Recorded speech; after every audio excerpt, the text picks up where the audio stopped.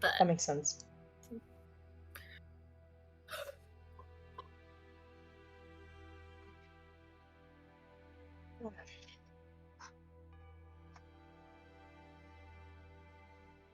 All right. Well, recap. The party was able to get to Sweetwater. Once in Sweetwater, they did some investigating, realized that Tobias was not calling an emergency meeting when he should have, to bring the ranchers together to help out with Cooper's ranch, Del Cooper. The party at this point decides, screw it, we'll go ahead and help him anyways. And you go and investigate and find out that Del's herd, 4 of his herd, was brutally mutilated.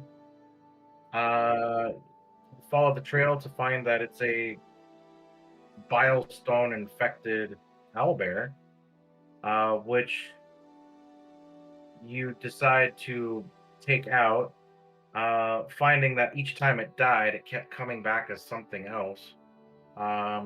You killed it while it was alive. It came back without its flesh as a skeleton.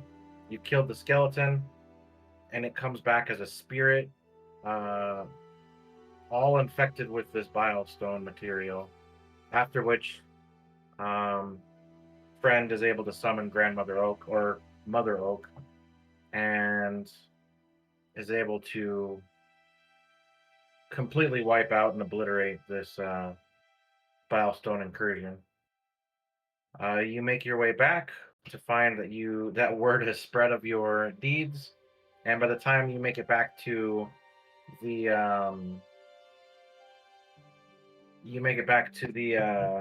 tavern, everyone in town knows what you did, and everyone decides to celebrate you.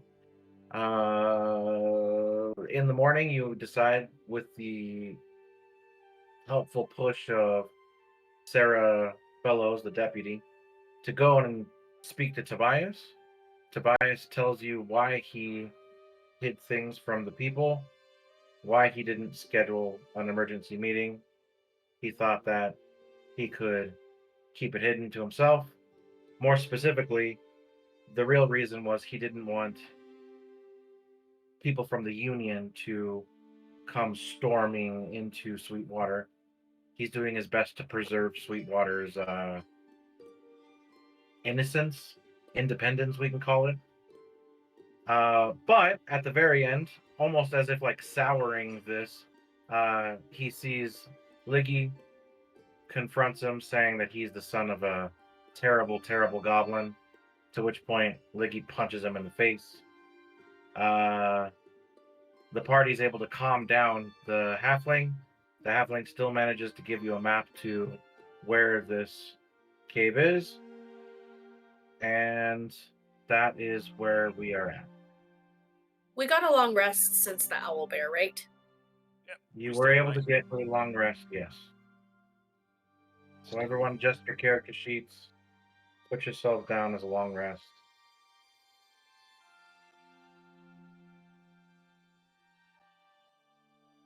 Perfect.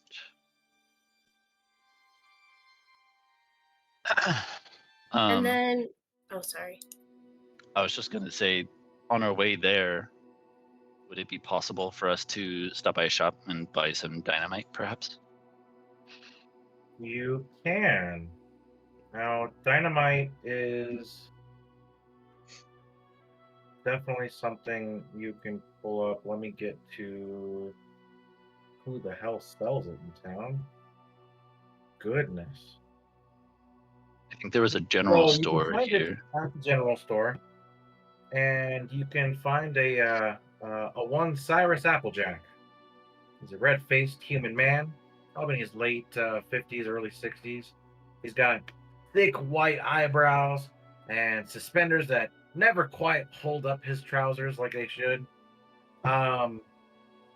When you approach, he looks to you and says, "Boy, come on in. What can I do for you?" Hi, my name's Liggy. Oh, I know who you are. I know who your whole group is. Gosh, I gotta say, mighty fine. what you ended up doing to help out Coop. Mighty fine. Thank Hope, you. Hope things turn out good for him. But yeah, I really appreciate you and what you folks ended up doing out there. Yeah, anything in particular you're looking for? Yeah, we were looking for a couple sticks of dynamite. Well, maybe more of a couple bundles. Okay, all right. Any other digging supplies or mining supplies you might need? I suppose some pickaxes. Friends still have mold earth. So do I. Okay. Yeah, they both have it. Okay. Well, I'll tell you what. We got some dynamite. I got about 20 sticks available. Now each stick is going to be about 5,000 Union marks. How 5,000. many? How many you looking to get? Let's see here. How much do I have? We have undivided party funds that we can use. Buy it. How much of that? Like we got 118,000 Union marks. altogether. Okay. 5,000 times 10 would be 50. Do we want more than 10? Well, sir, how much damage does one stick of dynamite do, like square footage wise? Yeah, I'm afraid we're not prospectors by trade. I see. So the rules behind dynamite is once you light it and throw it, it's going to take 1d4 rounds to explode. The explosion radius for one stick is a 10-foot radius. For each stick that you add to it, it adds 10 until it gets to a maximum of 50. It can't explode bigger than a 50-foot radius. And then one stick of dynamite is going to do 3d6. And then additional sticks will do an additional 1d6 damage to all of that, to a maximum of 10d6 points of damage. So maybe we just want 5 then. Yeah? For the radius. For the full 50 foot? Or is that 6? We could get 10 and then plan. Then we could have 2 bundles of 50. Well, we don't even know what blowing it up is gonna do, so I'd suggest maybe saving a little money if possible. I don't know if this is gonna work. Yeah, it's more of a backup plan than anything. So, maybe just 5 then, sir. All right. And he pulls And out. do you He have goes to the any- back and pulls out 5 dynamite sticks and carefully places them in front of you. Now these are And do you have any extended fuses? Oh yeah, we can get you extended fuse. It'll be on the house. Thanks. That'd be great. He hands the 50-foot fuse, and he gets another 50-foot fuse, and says, "Now you can always just take these fuses and merge them together." And then he gives you like an igniter's box, the little handle box, Mhm. and he hands that over as well.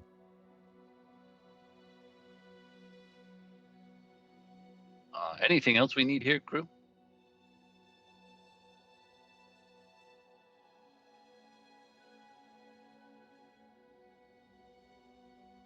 What is it we're looking to do? Well, I guess we don't really know yet till we get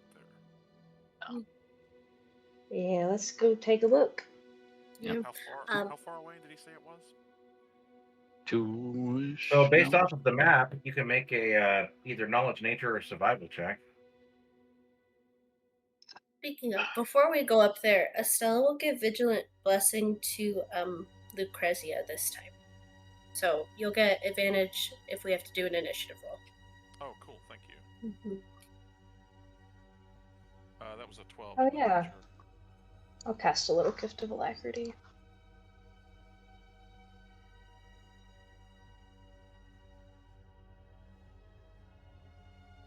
So that's 25,000 minus from the group fund.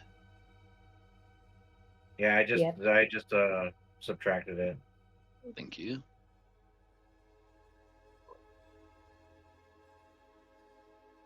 If there's nothing else, I think we best be on our way. All right. But Well, you've been most helpful. Thank you. of course. And if you need any other supplies, you come back to Cyrus Applejack. I'll definitely help you. Much obliged. The obliging's all mine. And he looks to himself like, that doesn't make any sense, but he goes with it. I tip my hat and I put the dynamite in our bag of holding, All right. along with the fuses and other junk. Anything else you all want to do around these parts? I think we're good. Did we withdraw funds here? I know that we were supposed to go to Ash here. Let me pull up. I think we have to go to Sidestep to do that. Ash Point's going to be hard to get to at this point. Yep, Sidestep Ash. Now, as you make your way out through Sweetwater, the town kind of disappears behind you all, and the trail picks up again. To kind of that leads you out towards the ranchlands.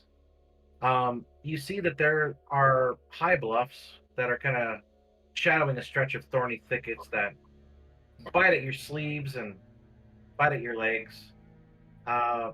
Between Joe and Liggy, you're able to navigate kind of through these brambles. About an hour goes by of traversing through this area. You find a couple of game trails that you're able to follow to kind of get out of this brambles. When you find that the brambles eventually break way, you come up to this huge pasture where you see a herd of oryx. There's about 12 of them. And these things are massive. They're about the size of a school bus. And they're just kind of lazily eating the grass. One of them, who has these massive horns that stretch out to about 8 feet each side, kind of lazily looks over to you all, and you can see his mouth kind of just chewing and chewing, and he doesn't pay you any mind, and he goes back to eating the sweet grass. You continue making your way through the area, and after about 4 hours of trailblazing through all of this, you find that it's about 2 o'clock in the afternoon now. You come across the cave that was mentioned. You see that it yawns very wide, this cave mouth. It's kind of unnatural in its formation, in the fact that it's too sharp, too clean. It's almost as if something burst open from inside. You do see that there are fresh-ish claw marks that resemble very, very much the same claw marks as the owlbear. So you know that they're at least 5 days old, within 5 days old. And as you kind of like peer into just the mouth of the cave, you do see signs of bilestone, but it's not glowing green like they normally do. It's inert. It's just black, or even maybe they're a white colored crystal that just isn't illuminating at all. And for those who, well, I guess Lucrezia, your hand isn't hurting at all. Something about this is a little off. Is this a known occurrence? Not that you. Well, actually, let's have you do a history check. Oh my god, I'm on a roll today. Not that you've heard of. Biostorm, I mean, it will turn inert once it's used up, but never in its natural state. In its natural state, it should be active. Unless. Can I? Oh, sorry. No, go ahead, by all means. Joe doesn't say anything. What? You were saying?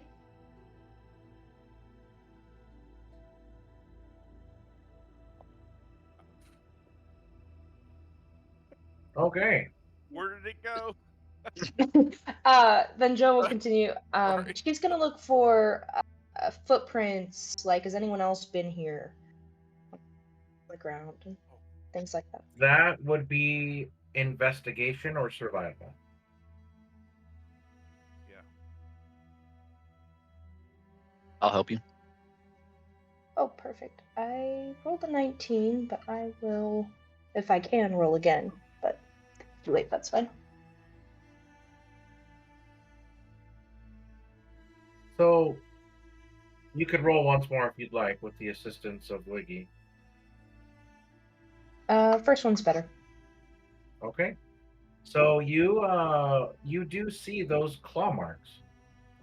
They're very similar to that of the owlbear that you killed not 24 hours ago. What about the condition That's of all. the topsoil of the earth? Oh, hello. Hi, Luca. Well, Luca.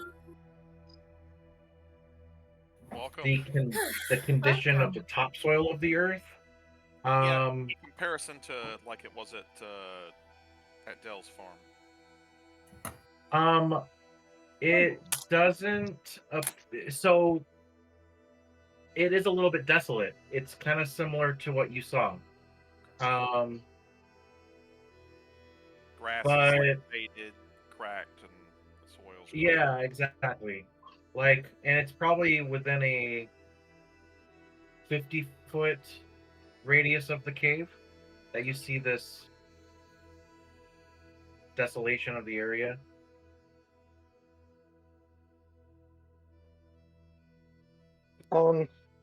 Wells would like to go examine the bile stone.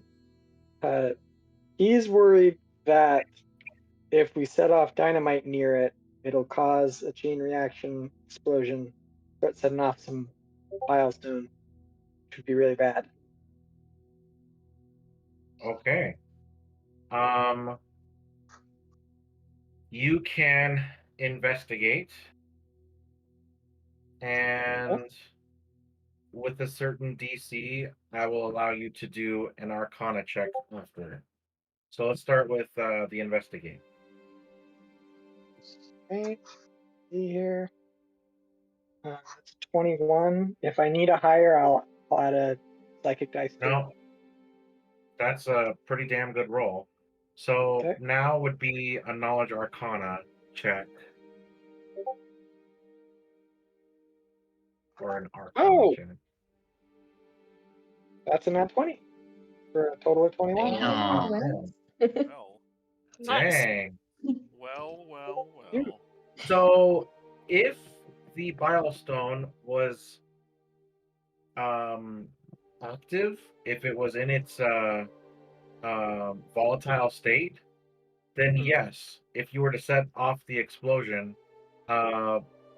it would probably decimate this area in like a mile radius. However, it's not active. It's not radiating any of that power that normally comes with Bilestone.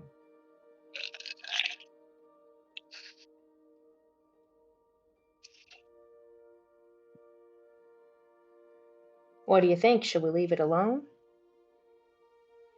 I think we should probably at least try to find a way to seal the entrance. But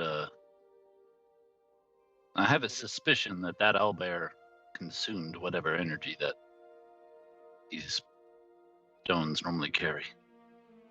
That doesn't mean that there isn't more deeper in. My sentiments exactly. We can infer that, yes, there was a transfer of power, but there may be more within, if we want to look further. How Yeah. does this cave go, you think? I mean, one way to find out, but Probably smart to do our due diligence there. Lucrezia. is the cave? But yeah, Lucrezia's gonna grab a rock, and throw it in. Practice her It new clatters. skills. It clatters. It goes. For those of you who have the dark vision, it goes in about 120 feet before you can't see past it. Okay, so I saw it go 60 and then disappear, but I could hear it. Okay. So, at least 120 feet. Does that include with my dark vision being 300 feet? Holy shit. What? So you got that it goes 20, about 30 120 feet. It goes 120 feet, Okay. and then it turns, so you can't Okay. see past the turn. Okay. If we're going in, I can give 4 or 5 of you 300 feet of dark vision for 1 hour as well. So I mean, I've already got it. I've got 60 Mighty feet. useful. But I am concerned. Do we really need to endanger ourselves any further if all we're supposed to do is cover this up? It seems like the cave entrance is a bit odd in that it seems like it was blown outward. And this bile stone is not normal. I mean, playing detective is fun, but I think we can just move along. But Mr. then Wells, there could be a baby owlbear. what if we do not Then invest it would be dead and come back from the later? bile stone. Oh, Not well, I don't know. It could investigating- have Do you want to go powers. fight a baby owlbear? An undead baby owlbear? Is that what you're saying?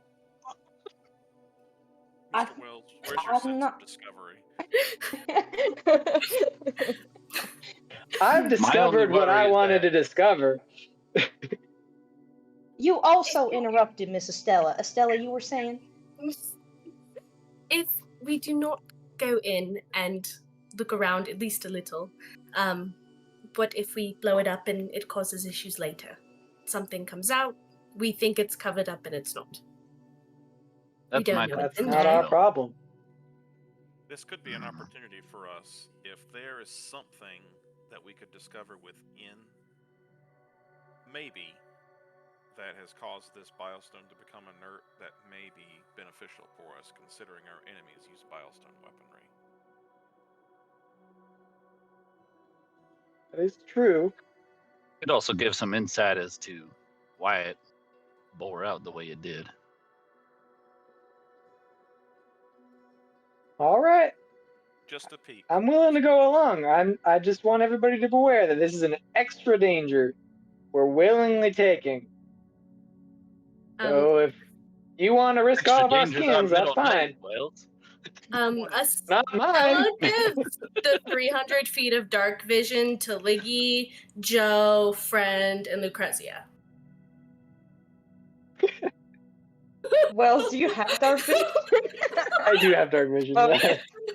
Yes, some. A little bit. He'll get 60 feet, the normal, but he doesn't get the 300 Yeah. feet from Estella. Yeah. But Mr. Wells, you're such a professional. He silently notes that, but Mr. Wells, you're such a professional. Surely this can't be any more dangerous than any of your other adventures. that is true. Here's what I'm thinking. What I wanted to know was that Tobias's weak point.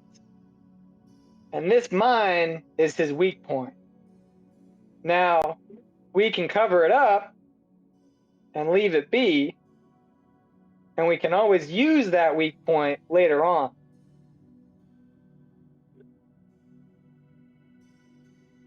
Or we could thoroughly explore it now, see if we can find any extra information. But the important thing for me is that leverage. So I have that. It is all right if you're scared to go in. There's no need to be. It's all right. All right, Estella. All right. Go fist bumps Estella. So we'll fist bump Joe back. Look pretty smug.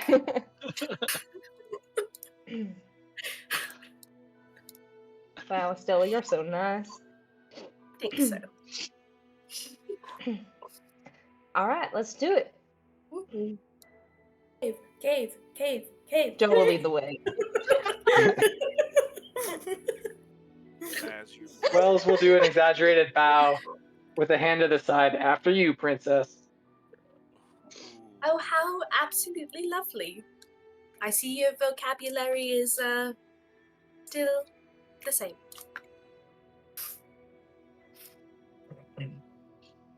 She'll walk in after Joe. All right, I'm gonna start our map session.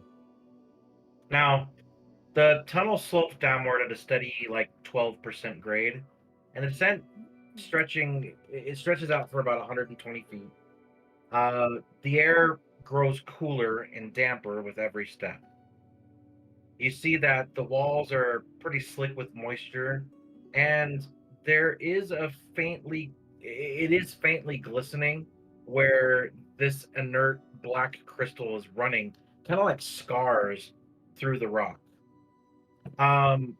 You see that small stones kind of shift beneath your feet, and there's an echo in your movements that's amplified in this kind of confined space. At the end of the slope, the passage curves sharply to the right and reveals another stretch of 60 feet of winding stone corridor. And again, it's something is kind of humming in the background. It's almost as if something ahead is like either breathing in slow, or there's a heavy rhythm, or something of the sort. Now, when you get to the end of this, is when you see this large cavernous opening, and the sound that you were hearing is a waterfall that's reflecting off of or reverberating off of the walls. You see that there is this massive cavern. The ceiling is kind of lost in shadow above. You can imagine that's probably 60 feet above you.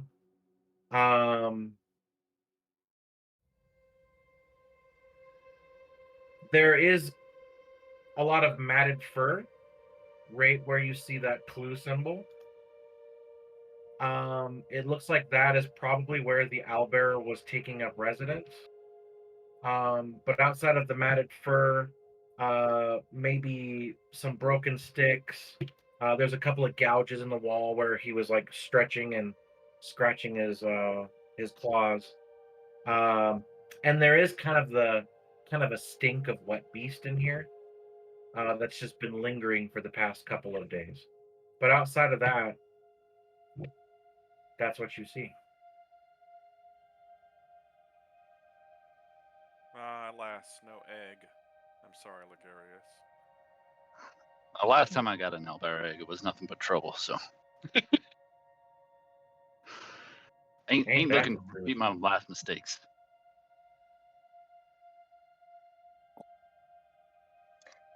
Speaking of, I'm gonna check for traps or pitfalls or things on the ceiling before I walk forward. Okay, go ahead and Oh, yeah. make a perception or a investigate. I'll give you Also, guidance. I bet. Oh, perfect. Wells will help you. With traps, great. I bet there's something behind that waterfall. There always is. Okay, 14. And a D4, 15. Hey. That was with advantage. Yes.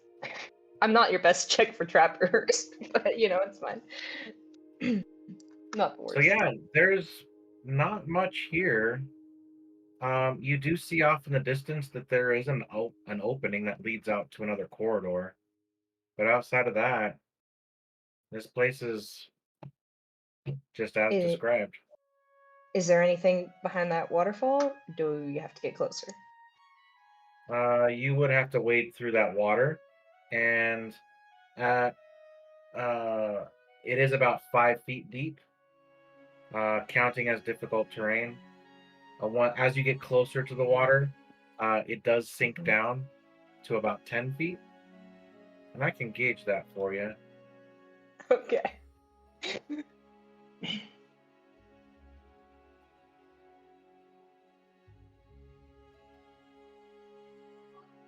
As you go in, I'll come around. How does this side. water look? Does it look contaminated in any way in this Bilestone cave? It doesn't look contaminated. It doesn't smell contaminated. It smells fresh. Hey, drink that water. Joe's climbing on the rocks. Real quick, and then she's Wiggy, looking down. Who are you taking with you? Bait or leather? I Who's waiting think outside? You should say. more appropriate for this setting. Okay. Leather will climb up a tree and decide to sleep. Stay here, boy. I And, bet there's something. Bait kind of just like sniffs at the water, and then he like starts lapping it up, and then he like savagely starts lapping it up, like very enthusiastically begins to lap it up. It's sweet I take a again. drink too. It's got a sweetness to it that is pretty common for the water around these parts. Tastes like that Starfall Lake.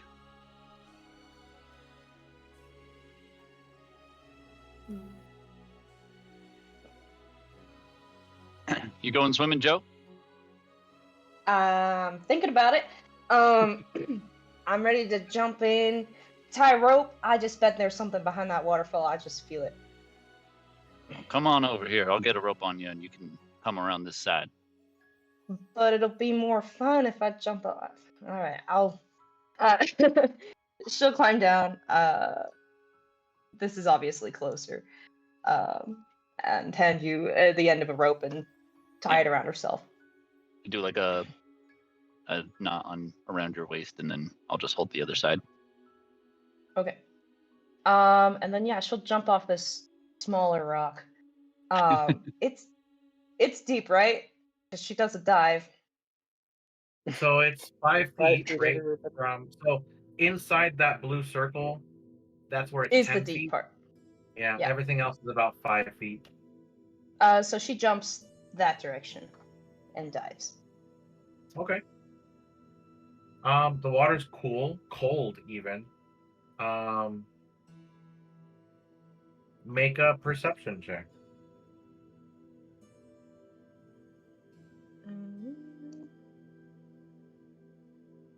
Pretty good. Nice. Pretty good.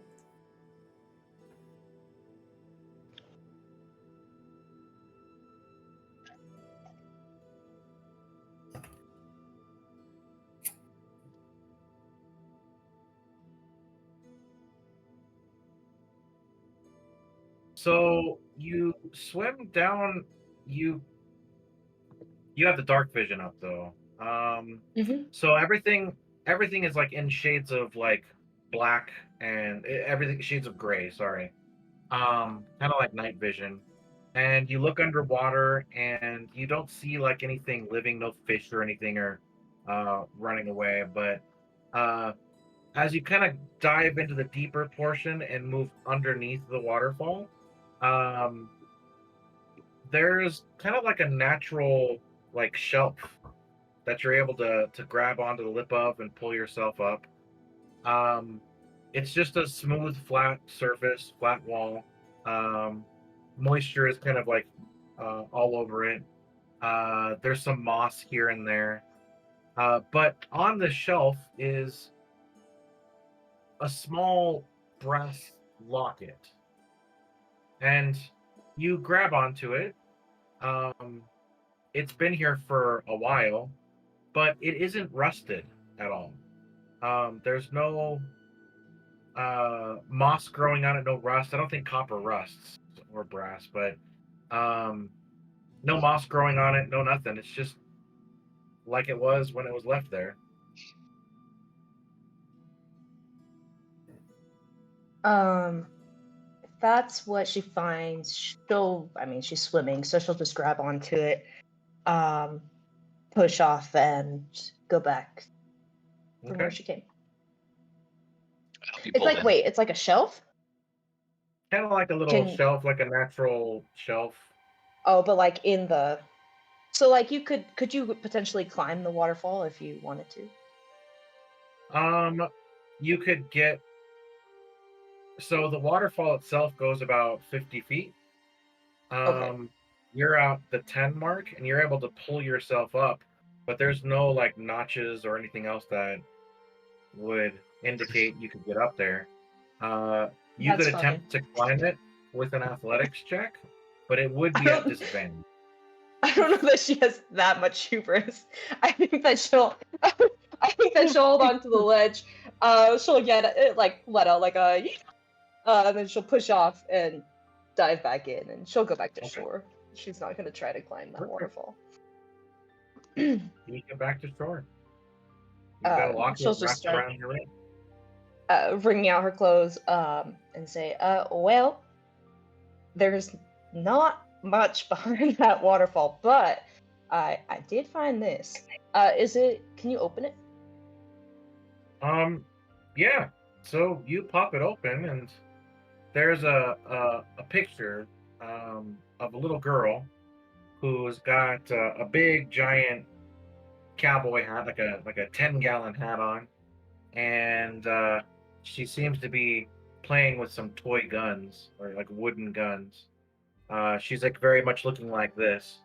And on the other side is another child that's they probably are twins, but it's a little boy who is dressed up to look like a wind orc, and he looks very noble and regal.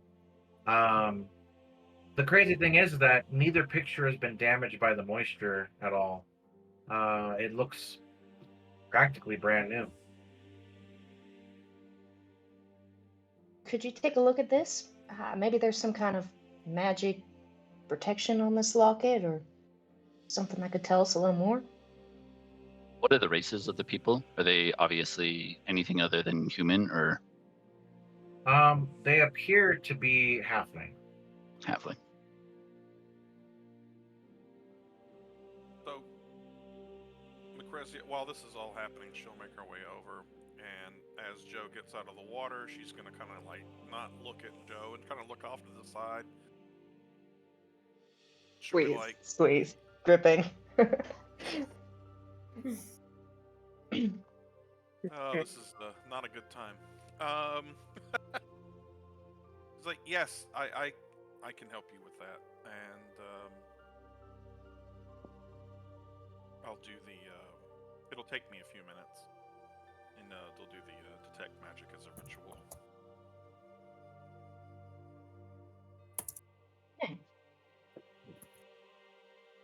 All right. What are you guys going to do in the meantime while you're waiting for 10 minutes? While Is the it worth- waterfall stuff Well, is friend, what are you happening, guys doing? I'd love to go look around this would-be owlbear nest. Yeah, a friend is probably just kind of following Wells to make sure he's not by himself, kind of thing. Okay. Good call. And And also helping look around because they've got the 300 feet as opposed to Wells, who has a lot less. So why don't the two of you make perception or investigate checks? Your choice. Okay. okay, that's a 25. Oh my. Friend also got a 25.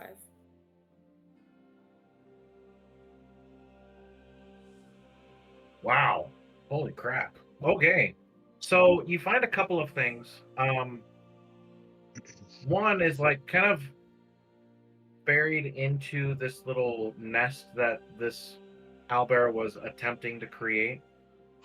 You do see that there is a silver hair comb that you probably think is worth about 5,000 Union marks.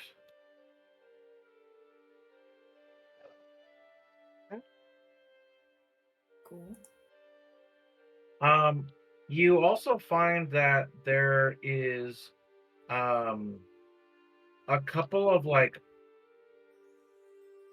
shorn off claws from the owlbear that are kind of, there's two of them specifically that are right next to like a claw mark that's in the wall. And then you also find that there is like this old looking scroll case with the spell Featherfall in a scroll inside. Sweet.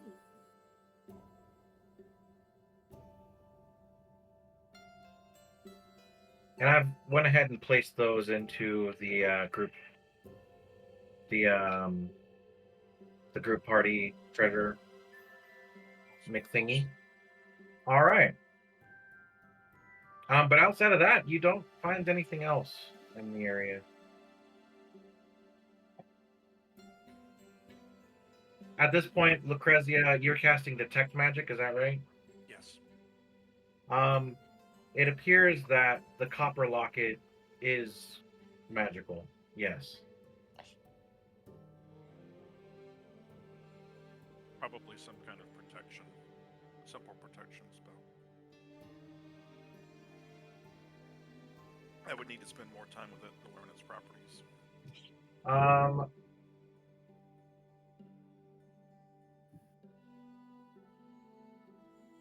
So you can tell that this locket, after focusing on it for a little bit, is glowing with divination magic. Oh. Well, that changes things.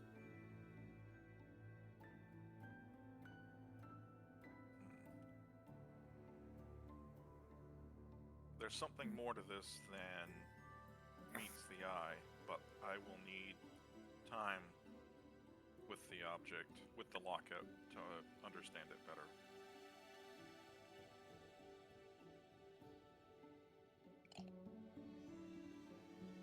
What would you guys like to do now? Is it I worth will- seeing where this waterfall goes, or do we want to go north?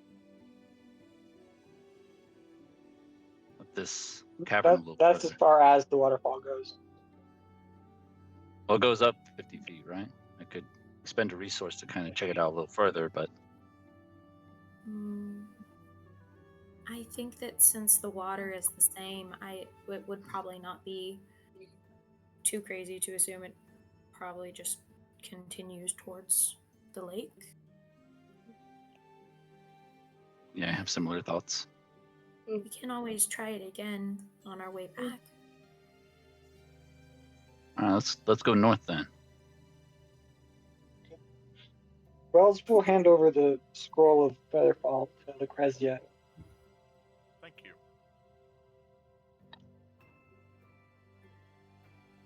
I will press to digitate Joe, by the way, to help.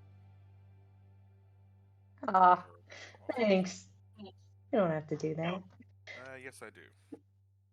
Do a perception check when we enter this area, the new area. Okay, go ahead.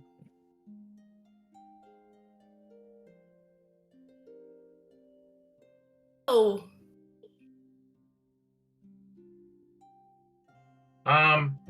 Estella, you just look down and you're looking for tracks and you don't find any. Meanwhile, Fred looks up and sees that there is webbing. Oh, no. Oh. I do believe we are entering another creature's home. Because from what I remember, which is not a lot, owlbears do not make webs.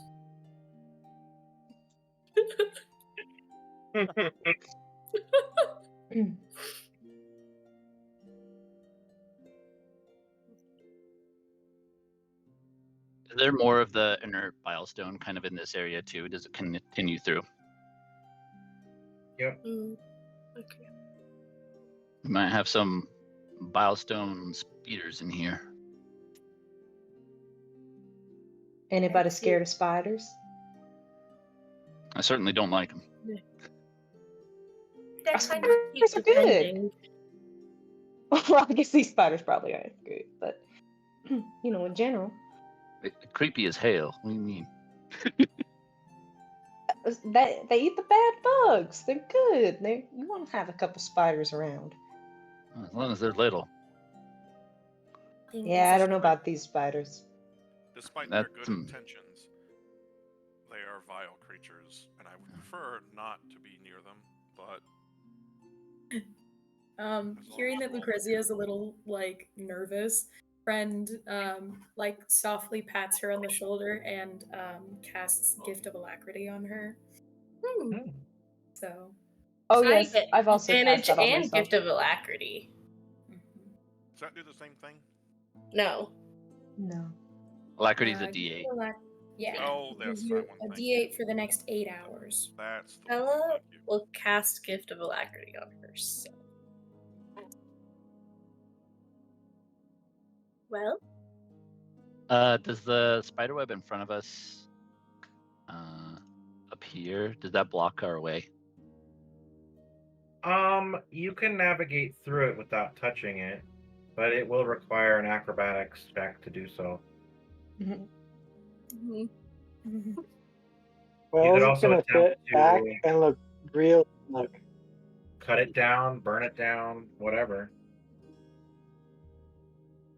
Any form of touching it's probably going to alert them.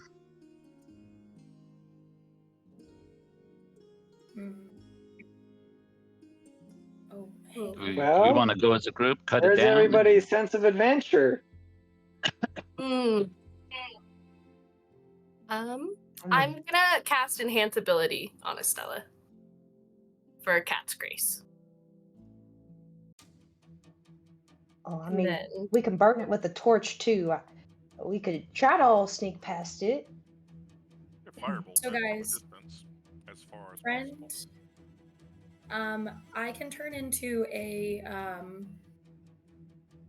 giant wolf spider, and it gives me web sense, which is when in contact with the web, the spider knows the exact location of any other creature also in contact with that web. And web walker, which means that I ignore movement restrictions caused by webbing. So That sounds cool as hell. You should do that. Yeah, you Yeah, should do that. Friend. Friend Yeah. should do that. Well, that's- Okay, hold my Well, arm. Friend's gonna be a giant spider. That's going to give Lucrezia nightmares for. As Friend.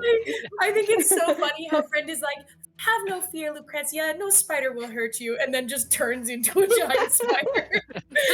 And starts growing extra legs. Nope, I'm good. I see you guys. I'm going on. But Just my little click, click, click, click, click.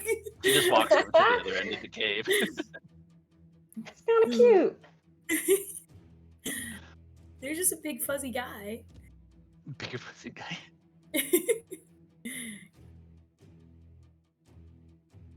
Cool. This music.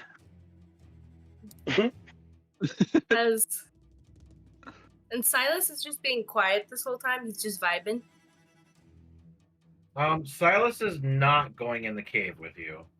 No Yeah. way in hell. Yeah. He'll stay outside. Yeah. And he's gonna hang out with Leather for sure. Yeah. sure they're best buds out there.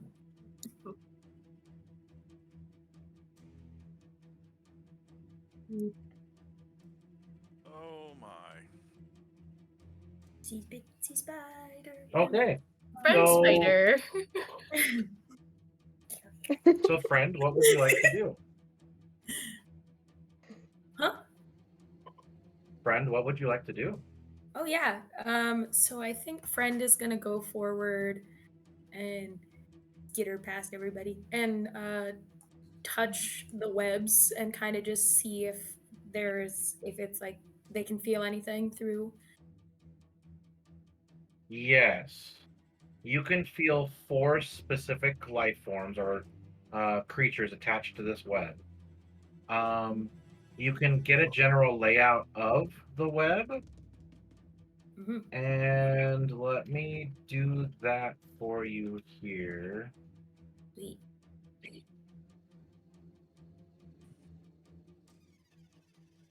Yes.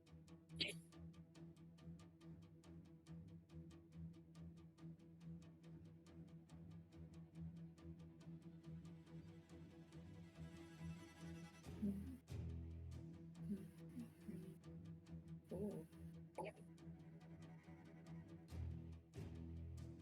Oh boy.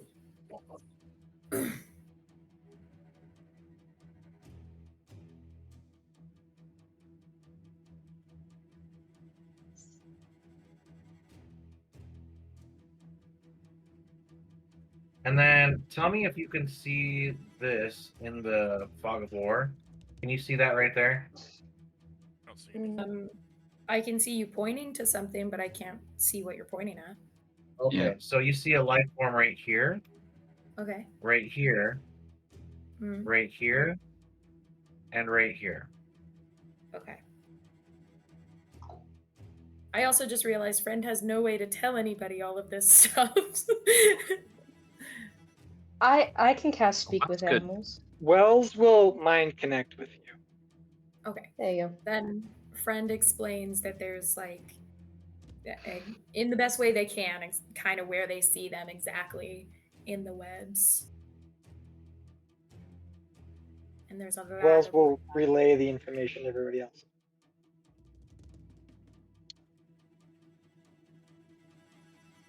Well, it sounds like we can go right, or we can sneak up on some spiders and go left.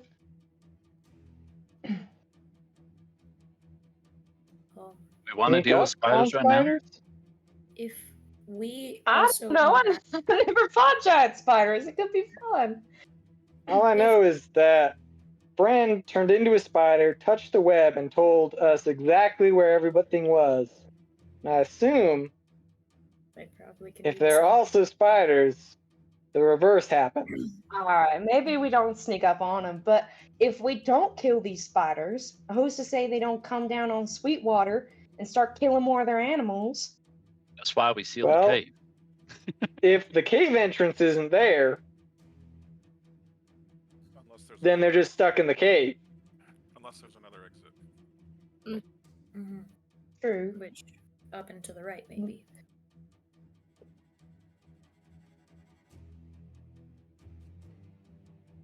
So Paul, is the web like floor to ceiling pretty much?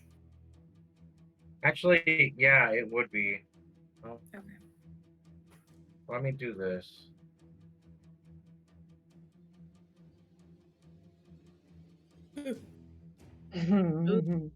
That's I not don't want that. foreboding at all. I don't. Mm-mm. Yummy. Fucking A. A new friend for Liggy, everybody. Nope.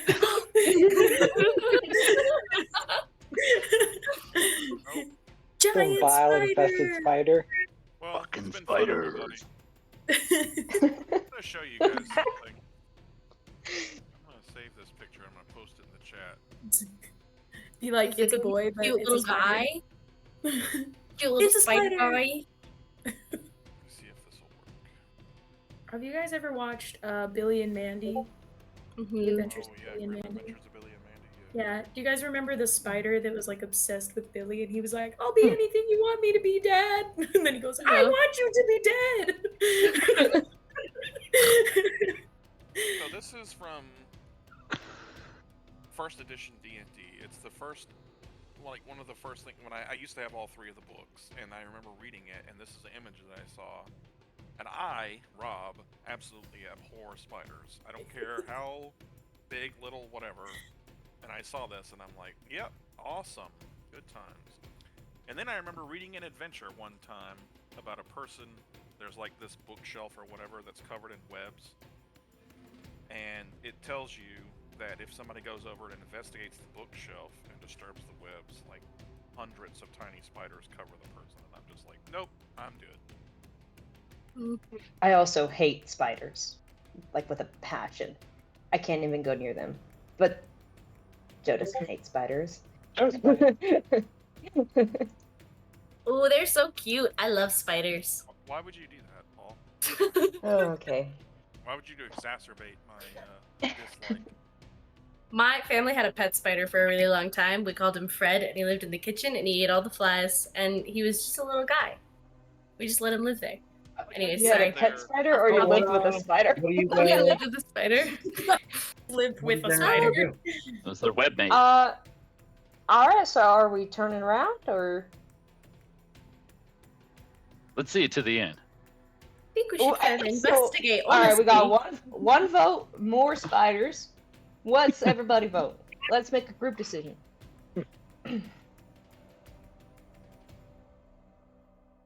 Estella, what we do you haven't think? done anything that was stated we would try and do going into this cave. Received no answers. But I'm just stating that. What's your vote, I vote we Wells? leave.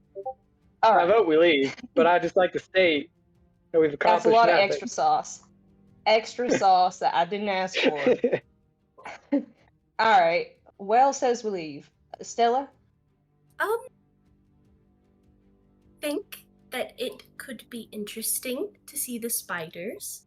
However, I do worry they're also bilestone corrupt like the owlbear. But I am curious, so I would not be against going to look and see what is there. So is that a 4? Yeah. Bliggy? I believe so. Alright. Hell yeah. That's 2 yeses and 1 no. Doctor, what do you think? I know this doesn't help. I do not personally want to be here, but I have to put aside my personal feelings for the good of Not necessarily. Wells isn't putting aside any of his personal feelings. Mrs. Stella brings up a good point, that if entities within this cavern have somehow absorbed the properties of the bile stone, it is our duty to eradicate them. Well, Why? to play the devil's advocate, we could close up the mouth of the cave. But if they're bilestone, just like the owlbear, it just broke through last time. They could break through as well. And then go kill cows. Did it break through, or did it enter into the cave and try and make its nest, get corrupted, and then leave? Didn't Paul say the entrance looked like it was like jagged and made, kind of? Or did I misunderstand It looked that? really clean, yes. Out. When it was Mhm. pulled out. Blown Yep. out. Mm. Which infers, which I'm making a guess here, that there may be another entrance elsewhere. Mm-hmm. If possible, Fran? I'd like to build up some goodwill with Mr. Toby, as much as I dislike him. I think it'd do us some good in order to gain his favor. Well, that's 3 yeses. But a friend, what do you say? I feel like friend is interested, but at this point, only Wells, I think, can talk to them. So it's up to Wells Yep. to say what friend says. Wells, what does friend say? Well, Like, what it's not does for friend it. say? We do have to say what friend does say first. Yes. Friend is wanting to continue deeper in as like if these are corrupted animals, we need to put them to rest because they're in just as much pain as the owl bears were. And if they are just giant spiders, then it wouldn't be good for them to get out on the people. So they're more interested in going and probably making sure these spiders don't cause more problems. That's well Friend said. told me that these spiders are going to cause a lot of problems, and she's very concerned, and they're very concerned about the milestone aspects of said spiders. All right, so another yes from friend. Now, here's my vote. I want to go forward, but I kind of want to go right. I don't really want to walk right into this pit of spiders. I want to see what else is in this cave. I don't know. But it sounds like either way we're proceeding. Sounds good. Are we Let's going go. to destroy the webs or try to get past them then? Could our friend lift it up for him? And we walk by. Any movement's probably gonna wake them up. So Any let's movement, see if we can yeah. pass. Well, they already touched it. So I will But say there's that spider. if as friend as a using one of their beast forms to turn into a spider, with friend's help, you can all have advantage on your acrobatics checks to get through. All right. Let's do it. And friend, you automatically can get through back and forth without causing any issue. Because I ignore movement restrictions caused by women. Yeah, you're a spider. So friend is like softly touching people on their shoulder and stuff to help guide them fuck through. no. You're not. No, fuck that. And Lucrezia gets disadvantage rather than advantage. As they dive headfirst away from friends. It gives Oh my Lucrezia God. bad Thank disadvantage. Joe will take Lucrezia's hand and say, "All right, you and me first. Let's do it." You're a crazy woman. Ah, but you like it though, right? And Neither the time nor the place, Josephine. I mean, All right, so Liggy, you pass. Estella, you pass. Lucrezia I passes. feel like Well, this pass. is not gonna. Now, Joe, it's your turn. Okay, yeah.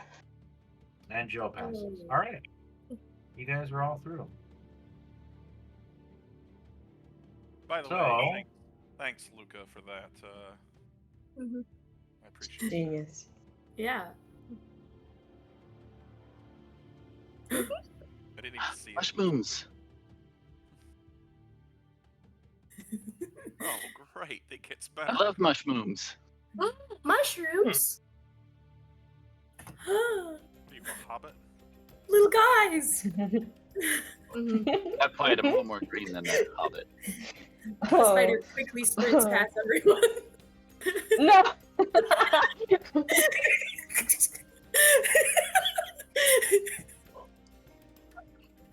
I don't like spiders, but Are you still in Yeah. Oh, yeah. I can't promise that I won't accidentally target you with a firebolt. wouldn't be the first time someone's hurt friend. No. Don't say that. Oh, okay. Damn. Or that I'll kill him. Yeah, point the direction. Oh, it was me. Who did it? Oh, I'm a terrible person.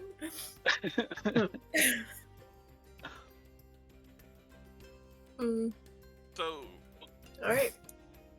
I'm assuming you can see them. I'm assuming, well, Liggy probably can at this point, and Friend.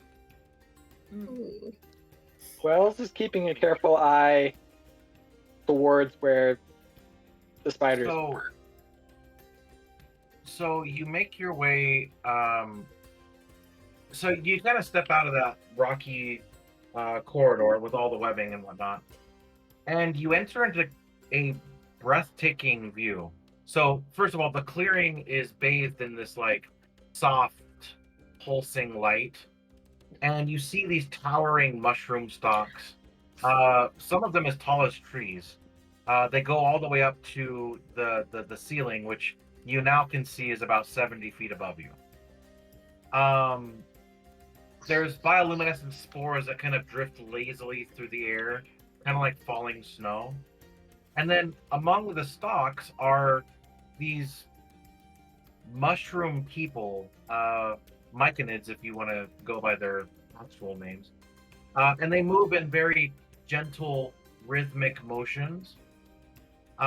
You see that they're kind of squat, and they have these fungal forms, like there's a lot of spores that are coming off of their shoulders and their arms.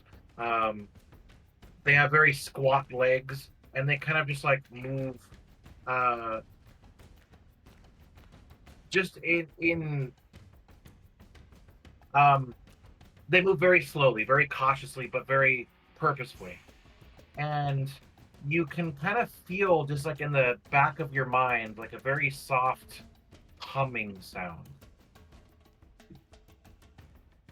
When you step into the clearing, well, when Friend does, because I'm assuming Friend is going in there looking at more friends. First, yes. I walk with friend.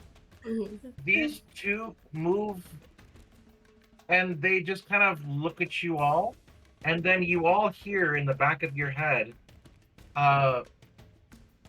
well, it's not that you hear, but it's more like you feel the word stranger. But there's no hostile movements coming from this creature. In fact, let's redo this. Oh, Liga will take off his hat and like give kind of a courteous bow, and he'll try and think like friendly or friend.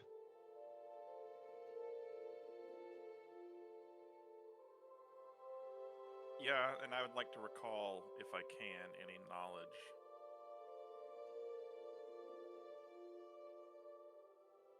so we'll start with Liggy. Let's have you do a persuasion check. Persuasion. That's not my best roll. Oh shit. Okay. They are taken aback, and you get the sense that, again, a feeling of this word, as in beheaded, and they one Myconid looks to the other one, and they kind of like cover their spores, their mushroom tops. Oh, the little mushroom. You can Traumatized definitely them. tell that you definitely failed your persuasion. Someone want to help me? They don't seem to find my Oh. hat too. Oh, kind. because your hat looks like a Yeah, it looked like a mushroom cap. I put it back That's- on. It's so bad. Oh my gosh. Well, did Friend ever see any Myconids in their dreams and things? Like, of the things that they remember? Okay. Because they're a creature of the deep, right? The below is what it's called, yes. Yes. I need Thank to you. recall, if anything. So maybe- let's move over to knowledge nature. That would be a nature check for both Friend and for Lucrezia. Okay. Not my specialty. I got a dirty 20. Oh, good.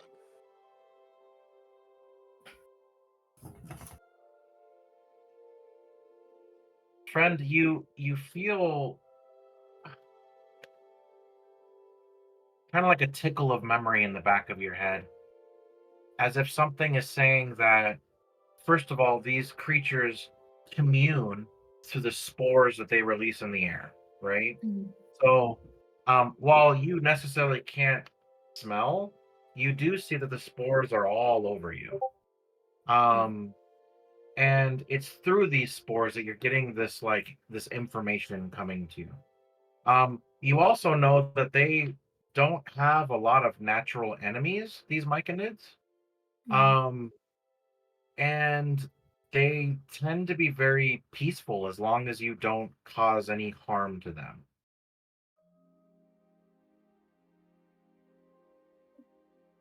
Man, Then- really glad we didn't blow up that entrance. And for Yeah. real, can Estella try to talk to them? You Against certainly spores. could, yeah. Can she try to say like, oh, it is all right. We're not here to hurt you at all. Make a persuasion check.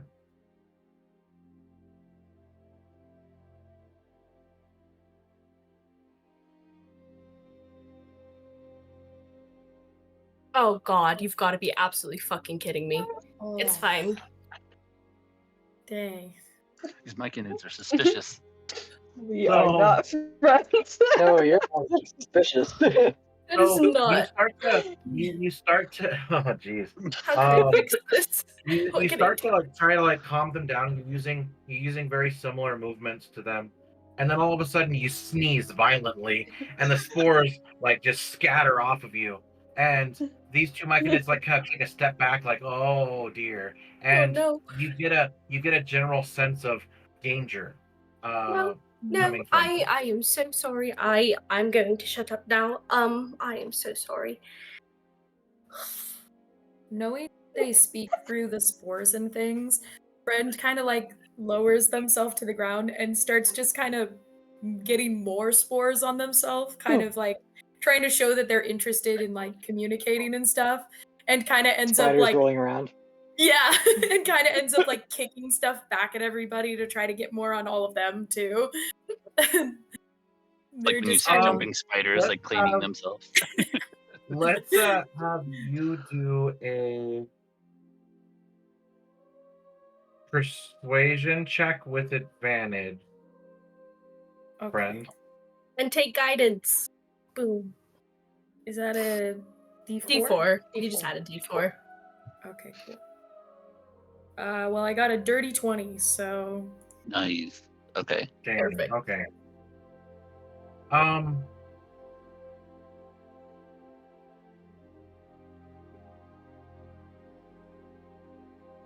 whoop.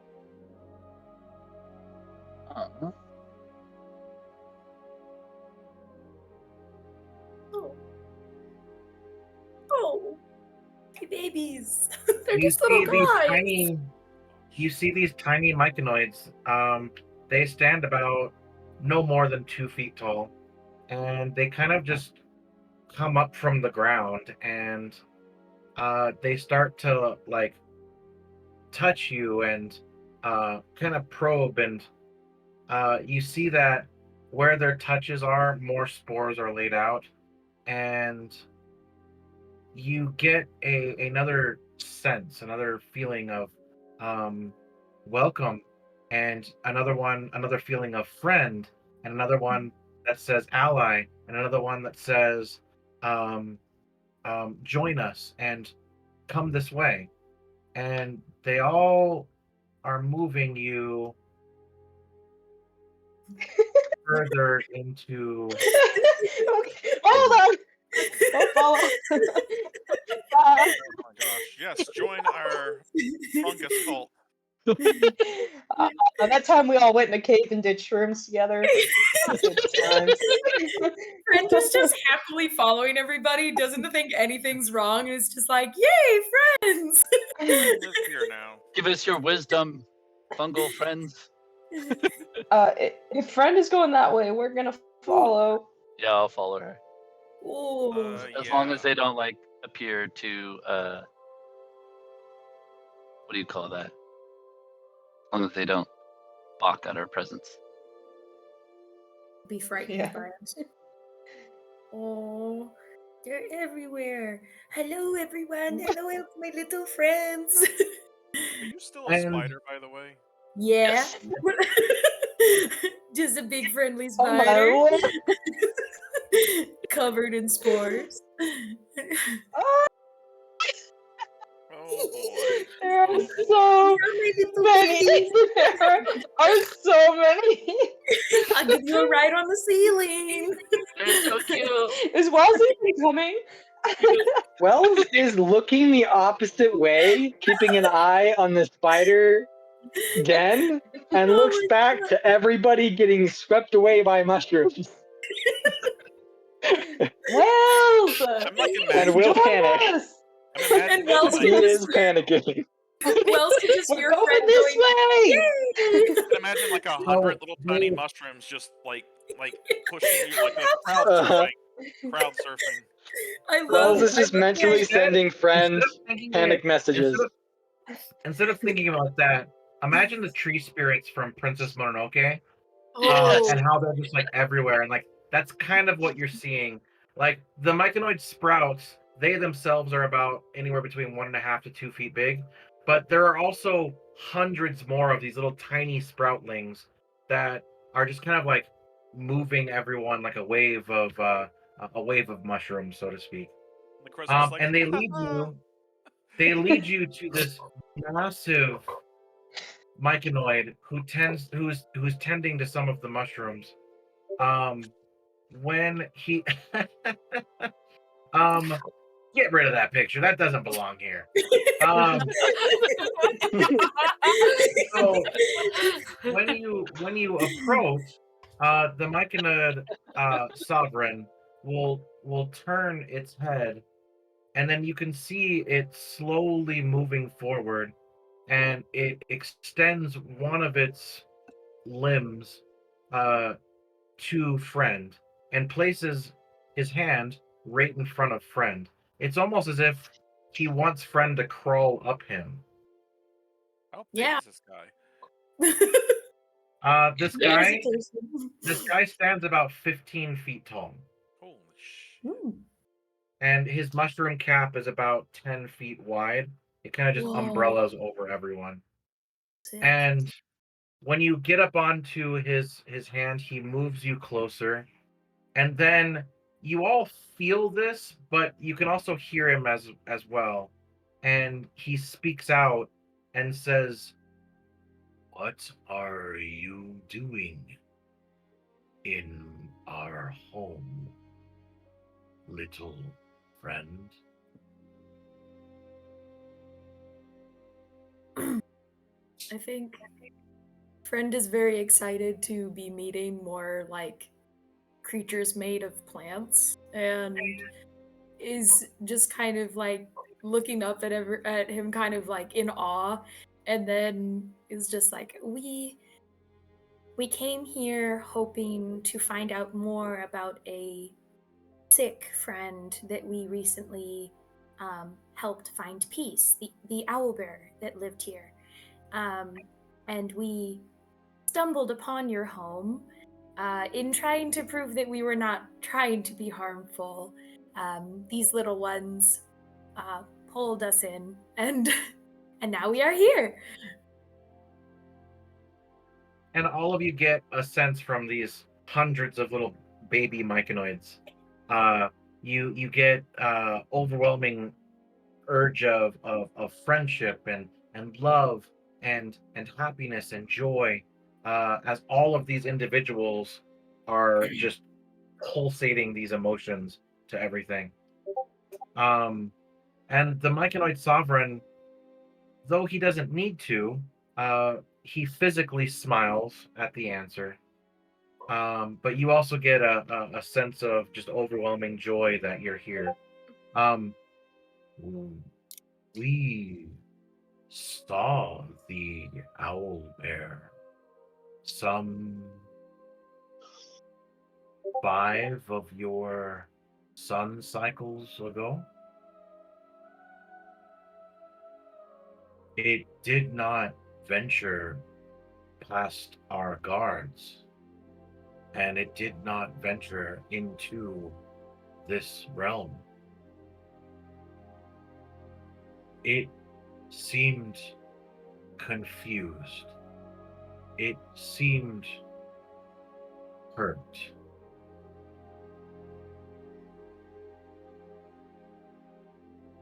Do we all hear this?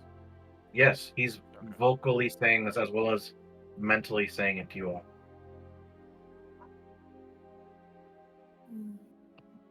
He was. Gladly we were able to help him find peace, or rather, Grandmother Oak was. But he is no longer on this plane. You are a servant of Mother Oak? Yes, I am. This is a good thing that you serve one of our patron deities. Do you know of the Great Stag? That is the archfey that we follow. A sister? No. A brother to your patron. It is like we are related. Huh, huh, huh, huh. Friend is just like so excited. Be like, I have now a grandmother and siblings. So many siblings. And he kind of taps your abdomen, your thorax, and says, "But you are not this shape all the time. What do you look like underneath all of your fang and legs and hairs?" As much as Luca knows that it's probably helpful to still be a spider, Friend probably just doesn't think about it and just like transforms back into Friend. Just to prove how they are. In the presence of the Myconid sovereign, he gives you back one of your beastal usage or beastal transformations. Oh, cool. So it's not expended. Cool. Thank you. And oh no. Oh my gosh. It's taking everything for this damn computer to. Okay, there we go. Careful, you'll catch fire. I know, Hamster's right? running it real hard. They really are.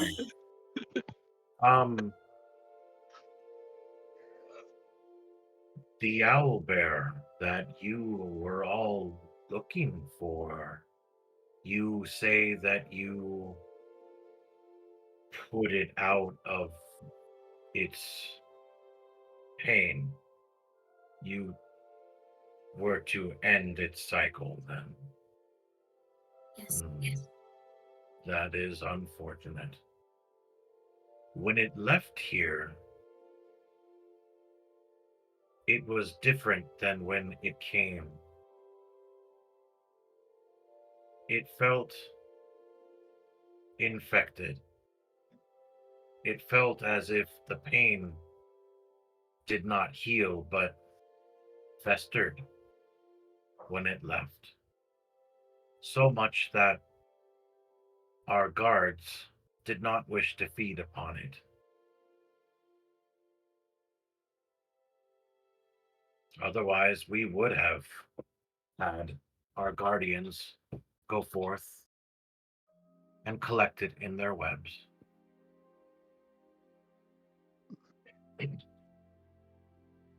Spiders are your guardians? Yes, we trained them from their little eggs, and we allowed them to grow. The spiders do not see us as nourishment or food. We are their caretakers, and they are our protectors.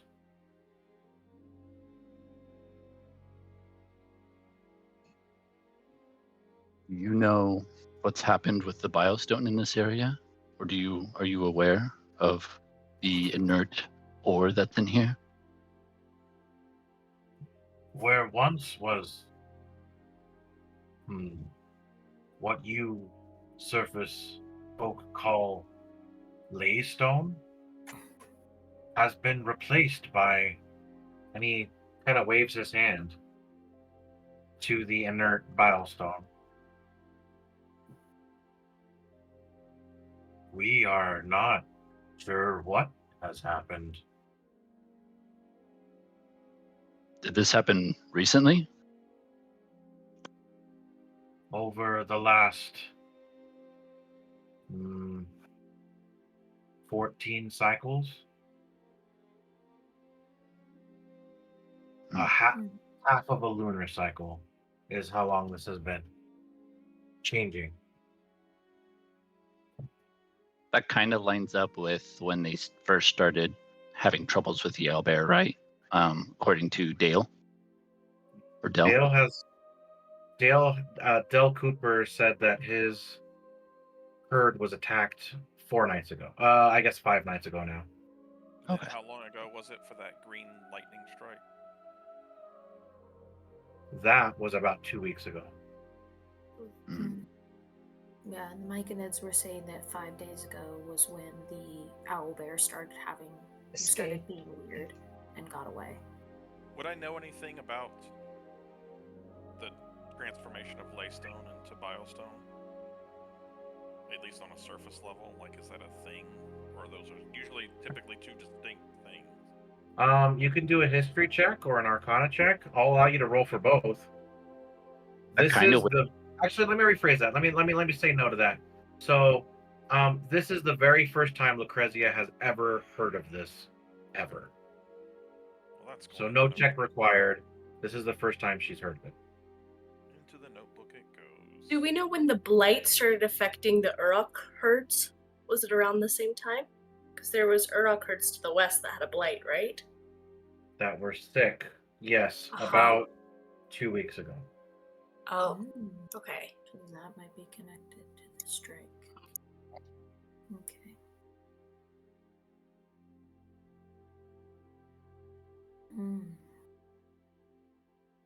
Was the Bilestone still active recently, or was that also 2 weeks ago?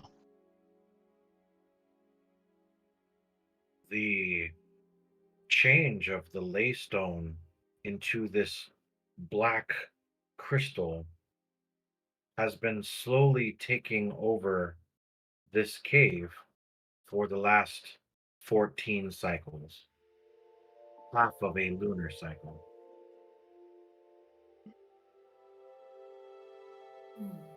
Has it affected your people? Not that I or we have noticed.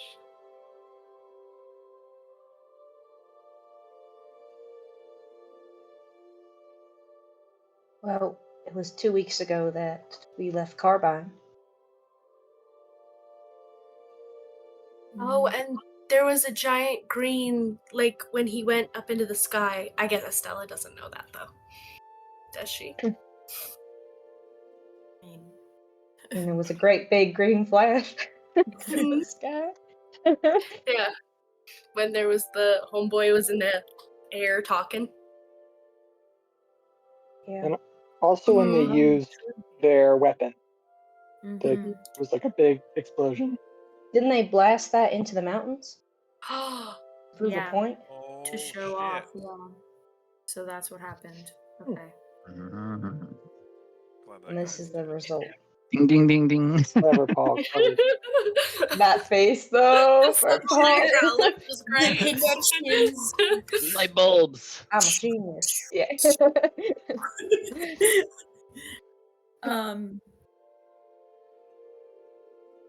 I think.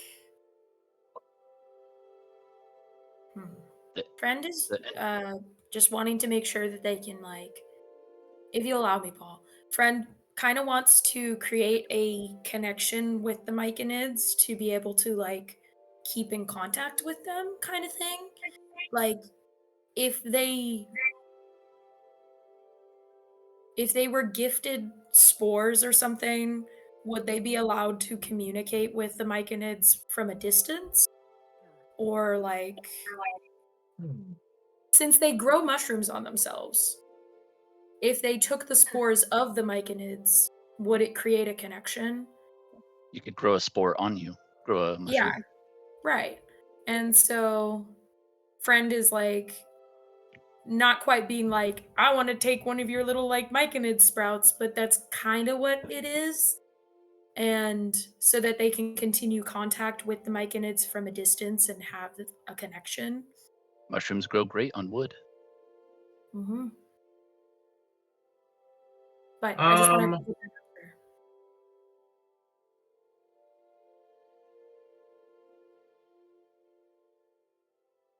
Mycelial networks.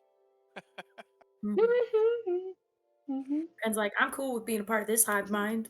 Everybody's chill as hell. I'm gonna do mushrooms all day, you know. Yeah, Friend's the stoner kid at the college. After There we go. Hey, everybody, welcome to class. I New sleep start You're here. all class. my friends. You guys are my closest friends. Guys, we have like a lifetime We're all bond. connected. We're all Uh, connected. Oh boy. Ever think You about guys how wanna we're try just some one big shrooms? consciousness? Yeah. I feel more Guys, connected to the earth as we talk on. sometimes I meditate so hard I feel like I have roots.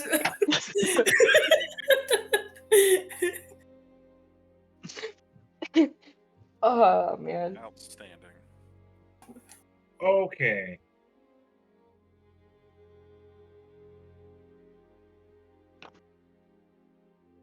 While you do that, Joe does have a thought.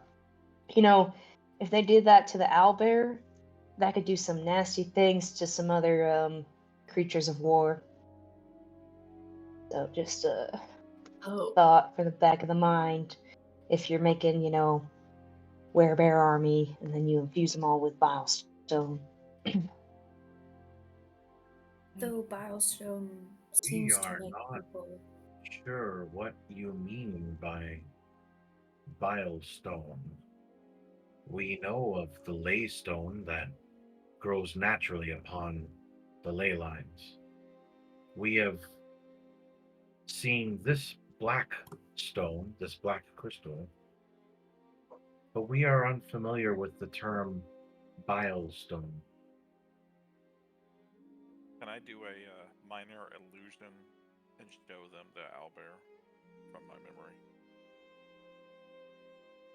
With the growth from Sure. it. Just small Okay. version. Yeah. Sure.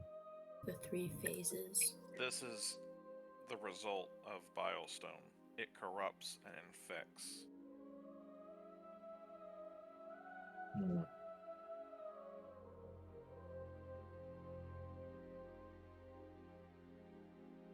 Through the image you have shown us,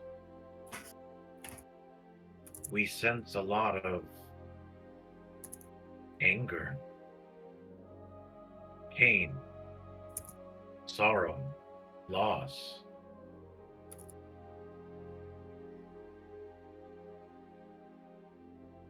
This is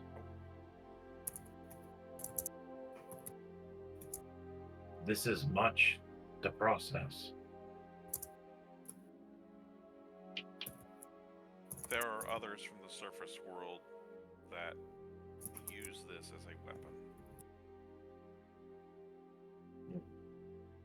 It corrupts everything it touches, it seems.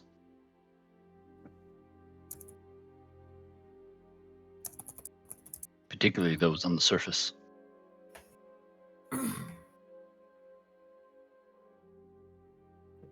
We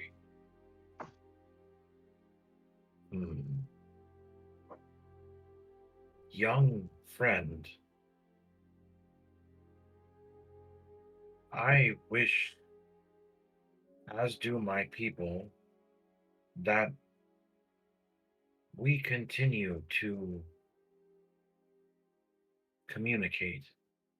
And if you need a safe place to rest or a place to contemplate, you are always welcome here, friend. And you see that he goes to one of the mushroom spores, one of the large mushroom caps, and he gently takes off the actual cap of this mushroom and he places it on Friend's head. And you can feel, friend, the spores and the roots begin to kind of grow over you, into you. And after a short rest, you can attune to this item if you'd like. Hell yeah. And now I got a hat, yo. Oh man, I'm gonna add that to the group image. Jeez. Yeah, friends mushroom hat. No more group images. They're scary. I don't like them. They freak me out. You're scaring me. Sick. And Are now it's there other ways out of this cavern? Secret ways. There are further entrances and paths. Yes, but the best way to go is through the way you came. Moving further into our home, I do not know if you wish to see what is beyond, but we can show you if you like. That easier way, is that a recent entrance? It looked unnatural.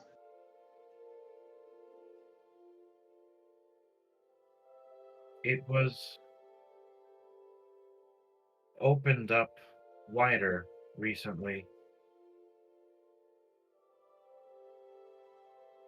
by the owlbear wishing to escape. Before, it was just wide enough for the owlbear to enter, but while the owlbear was here, it grew much larger. But that entrance is the safest entrance. We can tell our guardians to let you through. Thank you, friend. What's up ahead? Oh, sorry. No. Lucrezia would look to the others and say, while that may be the safest entrance, I worry that the knowledge of its existence to others may endanger this place. Well, we could always kill Tobias. He's the only one who knows. Sorry.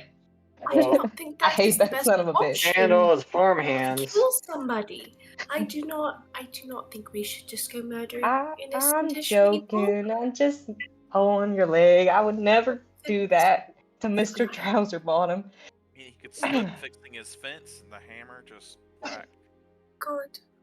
Yeah, true. Happens Good all the Bale. time. Happens all the time. Well, I think we can tell him we took care of the problem. And if anybody comes in here, it sounds like they'll be eaten by spiders, so. Would y'all be opposed to us sealing that entrance off?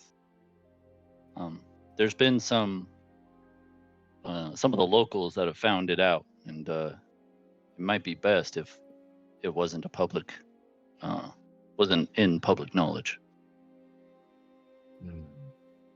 This would disrupt the feeding of our guardians. We just don't want any misunderstandings between the locals and your guardians.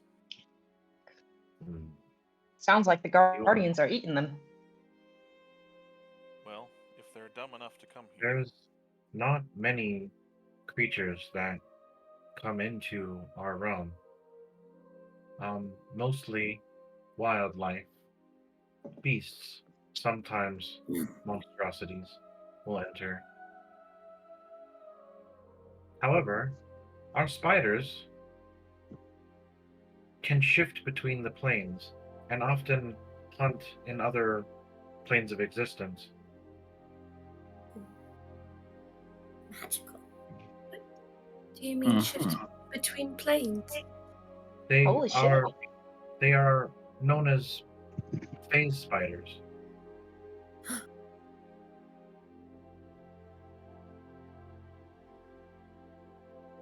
Well, would you like us to close up the entrance or nah? If you wouldn't mind, we could close it for you. I find that this would be the most peaceful of methods if we just sealed up the entrance behind you. That would be best. I agree. We do not wish to disturb this place of serenity.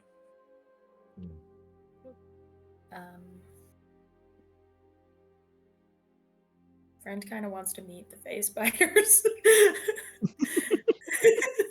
Well, by all means, they're over there.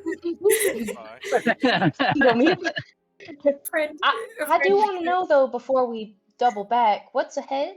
Like, what's up down those tunnels? These tunnels recently opened about 14 cycles of your days, half of a lunar cycle. We have not fully explored. Our roots don't seem to grow there. So we haven't really investigated. May we take a look? If you would like, please. Just know that we won't be able to follow behind you as our roots cannot take ground there. We understand. Right. Y'all been experiencing any trouble out that way? Is there anything we No. can help you with? Outside of our roots not being able to grow there, we don't have many natural predators. We don't have much in the way of enemies. We are a peaceful culture. We help those who we can.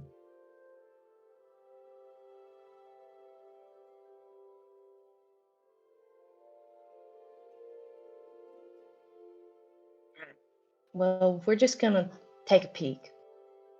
It was Very well. lovely meeting your folks. Before we leave, we should probably collect wells. And I would like to meet the spiders. Wells is not with us, friend Joe. Ah, I didn't even notice. Oh no. How terrible. I thought it was quiet. I thought it was quiet. Well, I mean, If it would not be a bother, could I perhaps be introduced to your Fey spiders? I have not. I don't remember if I've ever met one before, and I would also like to collect our friend who is still in the hall. He thinks the spiders are bad still, and I would not like to leave him behind. Friend, I'm reading your mind. We're communicating right now. Oh yes. You've been so quiet. I forgot. Yeah. Your mind is very open. I just trust you so much, friend Wells. So you see that the Myconoid Sovereign, he places you down because you've been in his hand this whole time. He places you down, and then he touches his shoulders with his arms, his limbs across his abdomen, and he lowers his head, and then all of a sudden you see him kind of shake a little bit, and spores begin to just rain down upon all of the myconids that are in the area, and he lets out a as the spores kind of just envelop everyone, and the baby spores begin to go back to their little nurturing alcoves, and one of the adults grabs onto Friend's hand and then slowly leads them over to the spider's den. And it is here that you see that the roots go all the way into this lair. And And upon entering, you see that there are these 4 massive spiders. Can Estella go to meet the spiders too? Yeah, for sure. Yeah, I think he wants Now to that go they too. are Whoa. Oh Whoa. my god. They're so Wow. So you see that the cool thing about them is they act just like spiders. The only difference is that they kind of shimmer in and out of reality as they walk through the area. When the adult Myconid brings all of you over, it is also just kind of like releasing spores as he's walking into these webs, and the spiders just appear to be very docile. In fact, this phase spider number 1 walks over, just like gently crawls over to the Myconid, and the Myconid begins to pet it. And upon seeing you, the other spiders will kind of cautiously move forward and do the same. Meanwhile, the phase spider matron, she seems to be tending to her eggs. cool. Diggy also tries to pet the spider. He kind of gives like a. They allow you. They allow you to pet them. So yeah. Is this like phasing in and out, like the shimmering or anything like anything Estella has seen before at all? No, not No. at all. Okay. Not at all. Where is there?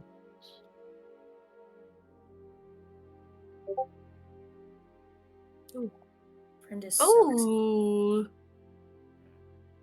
Ooh, very cool. Mm-hmm. So are they like? Well, the picture makes it look like they're.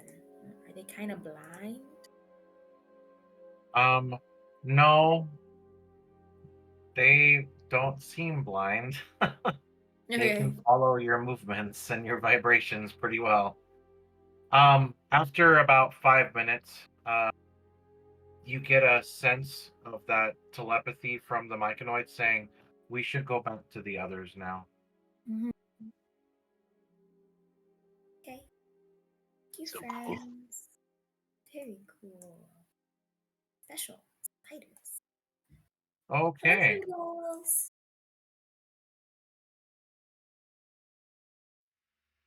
Go further in. Congratulations, by the way, everybody, on restraining your murderous impulses. I am also glad Aw. we did not attack these. I don't have murderous impulses. Really? Very reasonable. Whoa. Remember that barrel? Never gonna let you forget. I actually don't remember. Oh yeah. What? Guy in the barrel. When you ripped apart all of the goblins and put them in barrels. Ripped That off was the me. limbs That and was then the shoved bear. them in barrel. That was the bear. That wasn't me. That was the bear. That was the bear. Can't control the bear. Before we leave, friend gives the Myconoid sovereign a big hug if they're open for it. They allow the hug. Oh. And the Myconoid doesn't necessarily want to let you go right away. So it's a long, like 30-second hug. And you just get this like sensation of happiness, of joy, of immense joy, almost as if like they found a lost sibling. That's awesome. And then they let you go. Friend feels the exact same way. And then sadly leaves, but is like waving as they leave, like the thing of like, okay, goodbye, goodbye. And like they're turning around and waving as they go around the corner. And all of the little Myconoid sprouts are all waving at you, goodbye, goodbye. Goodbye. Oh, my heart is whole. We really needed this today. Yeah, it needed to be wholesome. It was so wholesome. This could have been Well. so unwholesome too. Well, hold on, we're not done yet. So Yeah. The interaction with the Myconoids pretty First wholesome. time. so far. There's The time. death cap myconoids look cool though. All right, let me use the restroom real quick, folks. Ooh, that's We'll be really right back. funny. I also gonna use the restroom. Well, at least we have a happy place. Ah, gosh, my bones. I'm glad I kept Wells away. He had nothing but You're so, thought. Nothing you're to so negative. offer. You're so negative. It makes sense. Wells, The broody taking road, tips, man. We need Yeah. that. mushrooms. Yep. What's that gonna be? Me, the player, I love this. I'm so glad we got all this information about the lore. This is so fun. Wells is just like, great, you made friends with the things we're gonna bury alive. Congrats. I think they'll be okay. They're sealing the They'll entrance be for it. fine. They'll be fine, but By exploring, we found a peaceful resolution to everything we were trying to do. And we have extra Always. dynamite now. Friends, Mhm. family. Friends, Wells is family happy about that. has expanded by like 100. Yeah. Yeah. Friends tribe. Yeah. Friend went from one grandmother to now 100 siblings. So is it mother Cousins. of, not grandmother? I Give think me 1 second. Let me pull up my my Archfey notes real fast. Ooh, also, Luca, you're supposed to roll twice because you won the fate chip. Oh. vote. Cool. I will do that then. It is Mother Oak. Mother. Mother. Okay. So I got a 75. I think Grandmother Oak is Grandmother Maybe. Willow. or that's Grandmother Willow. Never mind. Oh, okay, my bad. Similar, Are you though. sure that's not from? That's not from. That's Pocahontas. Pocahontas. Yeah, Grandmother Willow is from. Oh, that's why it's getting mixed up. Okay. Okay. Yeah. My bad. So I got an 84. So that You is got a green blue. and a blue. Nice. Ooh.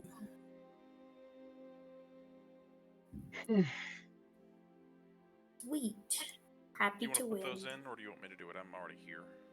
Oh, if you want to put it in. Thank you. Green and a blue. Yeah, today sucked, so I'm really happy I was able to I'm make so it sorry. for D&D. It's okay. I was working. It's the weekend, and so our zoo is always really, really busy. And then it's a holiday, so even more busy. And there were just people being so rude for like no goddamn reason. And People, bastards.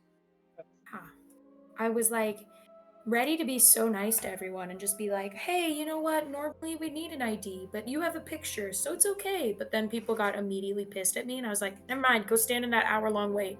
Fuck you, I don't care. Tell me how you really feel. Yeah. Wait, do you work at San Diego Zoo? The safari park, so technically. I will remember that. Hmm. I'll have to make a trip down there. Ooh. Pandas are back, I think. San Diego. At the zoo, yes. Yeah, I'm back gonna after. be spending like the next like 4 months in San Diego. It's Really? I'm not looking forward to it. Bert and I will Yeah, be there in you're a couple kind of weeks. coming during the hottest months. Yeah. Yep. Good luck. I mean, the hottest months. At least it's still San Diego, though. Yeah, It's the true. hottest months everywhere. Worst I'd take places the to be hottest in. months of San Diego over. True. I mean, if you're working outside, they suck. But beyond that, you should be fine. Yeah, literally my job. Yeah. Yeah.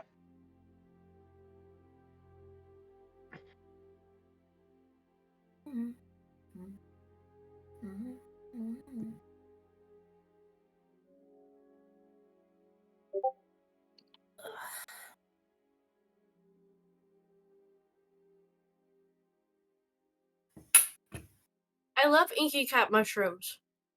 They're so cool. They're so cool. I got to see like I got to see Fun like fact. an actual. In the 6th grade, I got in huge trouble because my teacher couldn't find me for an hour, and they found me in the back of the library reading a mushroom dictionary. That's so funny. I love that.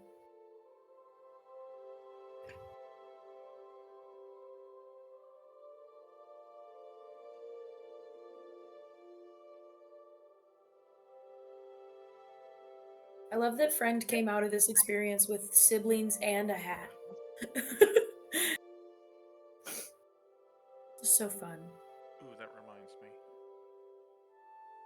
I love friends so much. So do we. Okay, so what are you going to do? We're checking out the deeper sections, yeah? Yeah. Oh yeah. Yeah. So Estella, when you get out to that point, what you're Oh. seeing on top of this plinth is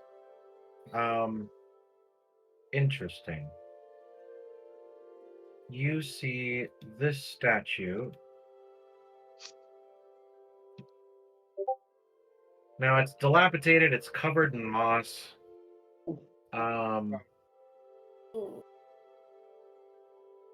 But it's there. Does she Surrounded by recognize these. this statue at all? Sorry. No, but the others might. Mm. Can Come I and check do it out with like you. a perception or investigation? I will be also going. I'm just... You can, yeah, if you want to investigate or perceive as you're approaching. Now, the water is waist high, except for in the blue spots, and those are 10 feet deep. Mm-hmm. So it's 3 feet deep. So all the water counts as difficult terrain.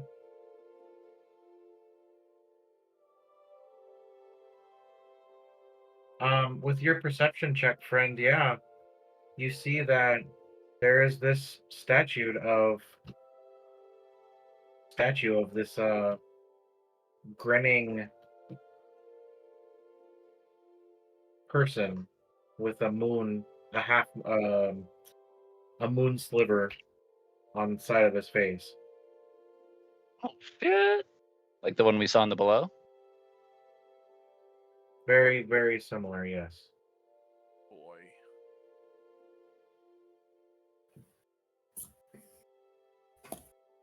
We want to get closer or nah? That water's kind of deep for me. I'd have to swim.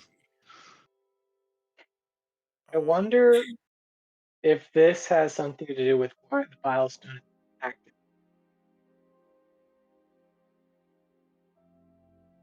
Hmm. It would be really bad if this fake being, who we've kind of determined is our enemy, is just soaking up all the Bilestone energy in any area they have an altar. Right. We could blow up the altar. Yeah, With but will that Mhm. reactivate all the Bilestone? Well, I don't know. I would like to spend some time doing detect magic again, and see if Okay. there's any kind of aura around this. Okay. Oh, go ahead. No, you guys go ahead. While she's doing that, Joe will more reluctantly wade in this time. She's not as excited. But she'll make her way over to the altar to get a closer look. Okay. Go ahead. Move yourself where you want to go. Scary thing We'll to join say, you but I this time. think I'll go. Yeah, right there. Yeah. So And I'm looking for anything we might have missed.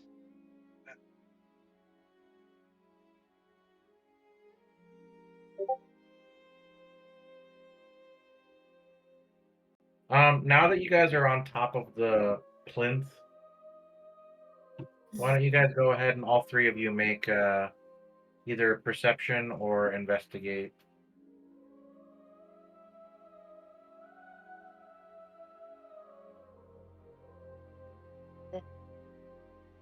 I think it's just me. Is anyone else there? It looks like Wells Yeah. and Estella went with you. Oh, it didn't load for me. Sorry. Do I need to? Can I go up there, or do I need to be Refresh. focusing on Sure. one? Okay. You can go up there, it's fine. Okay, that's an 18 for Wells. So with the 18, you see kind of scattered in the ground or in the water over here, there is something shiny, glimmering in that 10-foot pool. And then Joe, you see that in the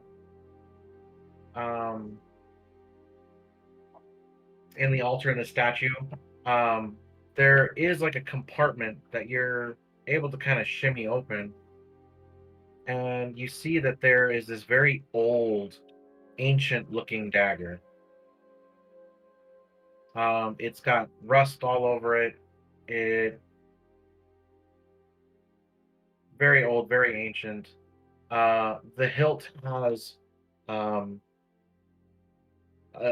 crescent moon that's smiling. It's almost like the crescent moon has teeth that you can see as it smiles. Oh, this seems cursed. Yeah, please be Alright. careful. Yeah, well, maybe with your detect magic, we can see if anything's up with that.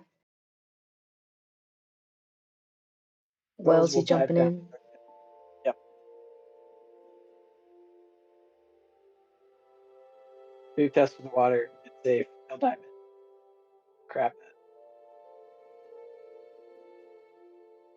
When you get down there, you see a breastplate.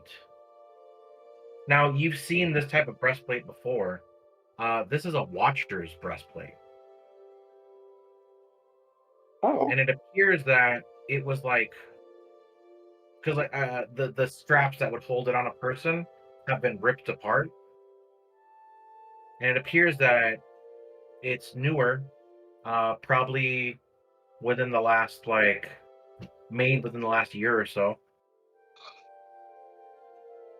Are there like claw marks? Like how did No, it get torn?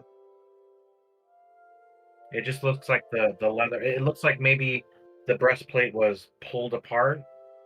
Gotcha. That's what all the straps that are holding it together is Perhaps indicating. like snapped.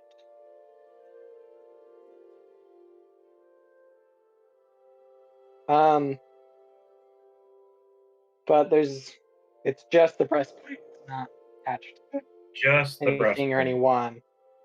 Okay, he'll bring that back up to the surface and Okay.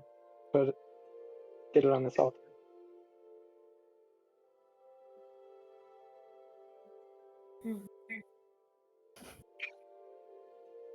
I wonder what a watcher would be doing here.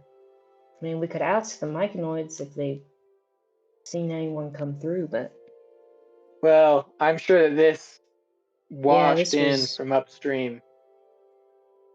yeah. That's true. How high are these waterfalls? They go up to the ceiling, so at least 70 feet.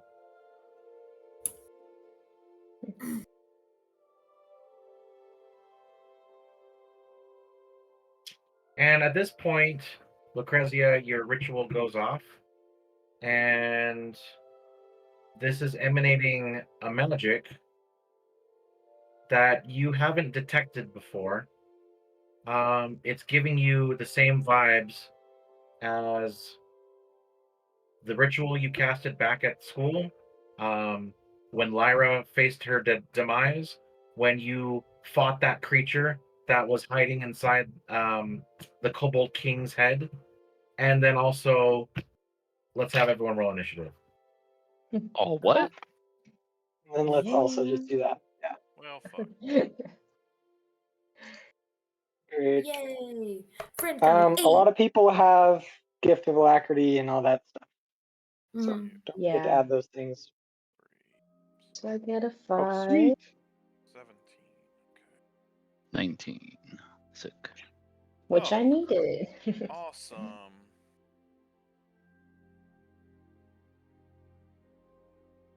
Do I even get a chance to shout out a warning? On your turn, sure. Thanks. Okay, so Joe, what was It's your? 7 plus 5, so 12. And who else has gift of alacrity up? Lucrezia has both advantage and gift Yep. of alacrity. I had 17 total. Okay. And I think that is it. Estella has 25 total with her gift of alacrity that she cast. Okay.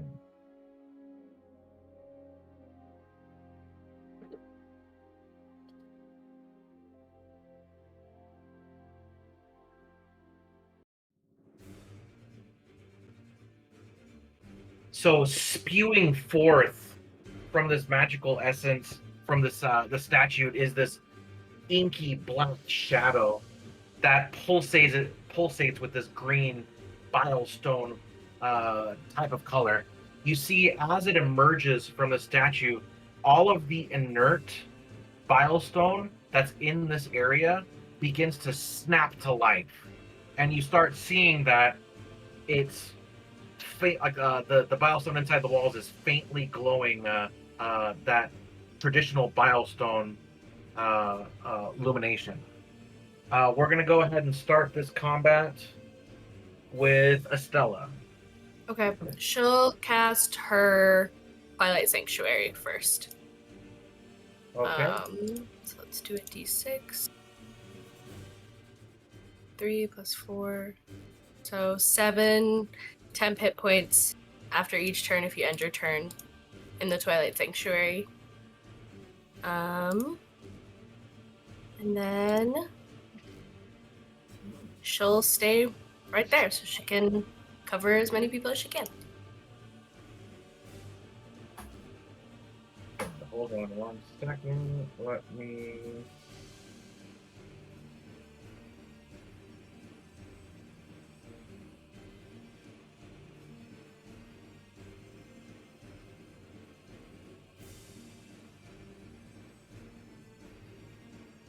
Oh. Right. Actually, she'll also cast with her bonus action spiritual weapon.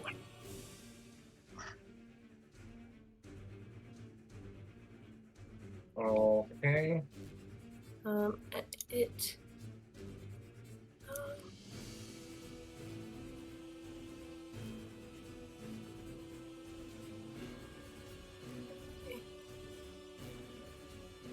I just have no idea.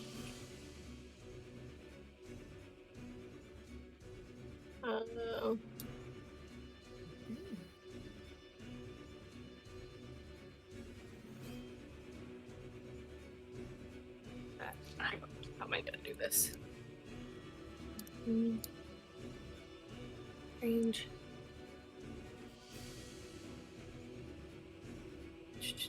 Where is the thing to make shapes? There's the shape thing. She'll put the spiritual weapon here. Oh, you did a thing. That makes more sense.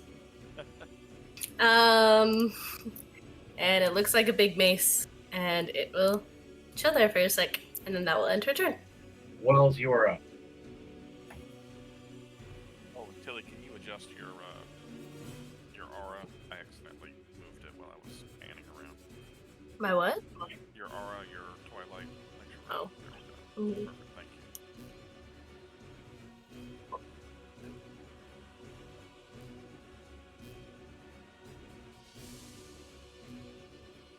Okay. Wells will move there with both his action. Back. Have advantage.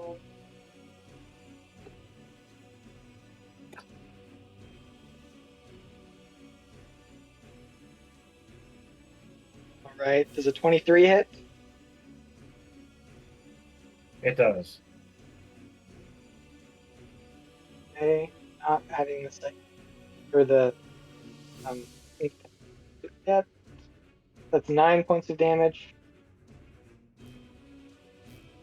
Section attack.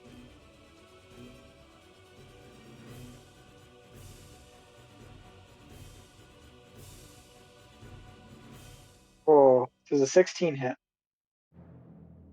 A 16 will hit. Okay. Man, everyone's like The sending me 6 private messages damage. right now. I'm just like, That's going to be 6 plus 7. So okay, 13. got it. That'll be the end of my turn. How many temporary hit points? Didn't you say 6, Estella? 7. 7. 7. Sweet. Okay. So the first thing that happens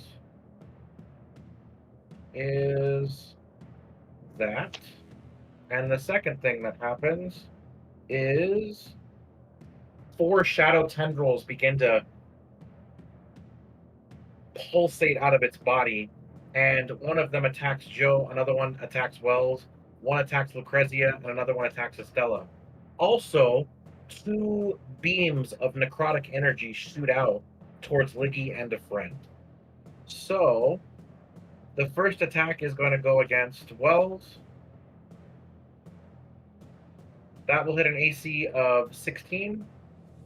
That will miss. The other one will attack Joe, and that's going to hit an AC of 19. Yep. It's going to do 10 points of normal bludgeoning damage, and then an additional 10 points of necrotic damage. The other one will lash out to Lucrezia. It will hit an armor class of 24. Mm. And it's going to do 11 points of bludgeon damage and 12 points of necrotic damage. The After other one, that hit, I'm gonna use Sentinel. okay. Just making an attack. Nope, that will miss. All right. And then its final tendril is going to attack Estella. It's going to hit an armor class of 15. No, that'll miss. Okay. And then one of the necrotic bolts is going to shoot towards Liggy. The necrotic bolt will hit an armor class of 22. Yep. And it's going to do 26 points of necrotic damage. Holy shit. And then another necrotic bolt is going to shoot towards Friend. And will miss completely. It goes off into the darkness. And that is going to be its turn. You're all noticing that this creature is a lot more powerful than other voidlings that you've encountered in the past. Liggy, you're up. Okay. Bait's gonna move over here. Liggy's going to take a shot. Actually, he'll move over here. Okay. That's 15 feet. He'll use his bonus action to hide. I'm assuming that doesn't do anything for him. And then he'll move back here, take his shot. I will use sharpshooter. I'm assuming that's going to miss. And then he'll move back over here. Okay. And that's going to bring up Lucrezia. Well, she is going to falter at that attack, and she is hurt real bad. I am going to Misty Step. I don't know if it's really even going to matter where I go.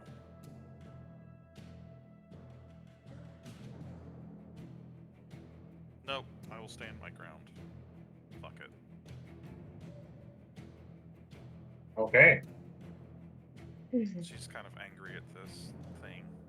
And she is going to level 2, second level magic missile. Okay. 1, 2, 3, and 4.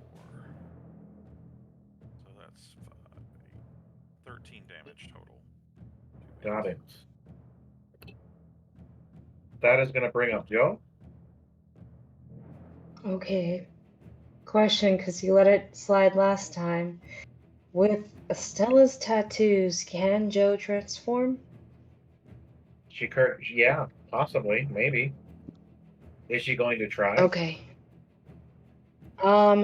Yeah, before she does, she has a moment of scary calm.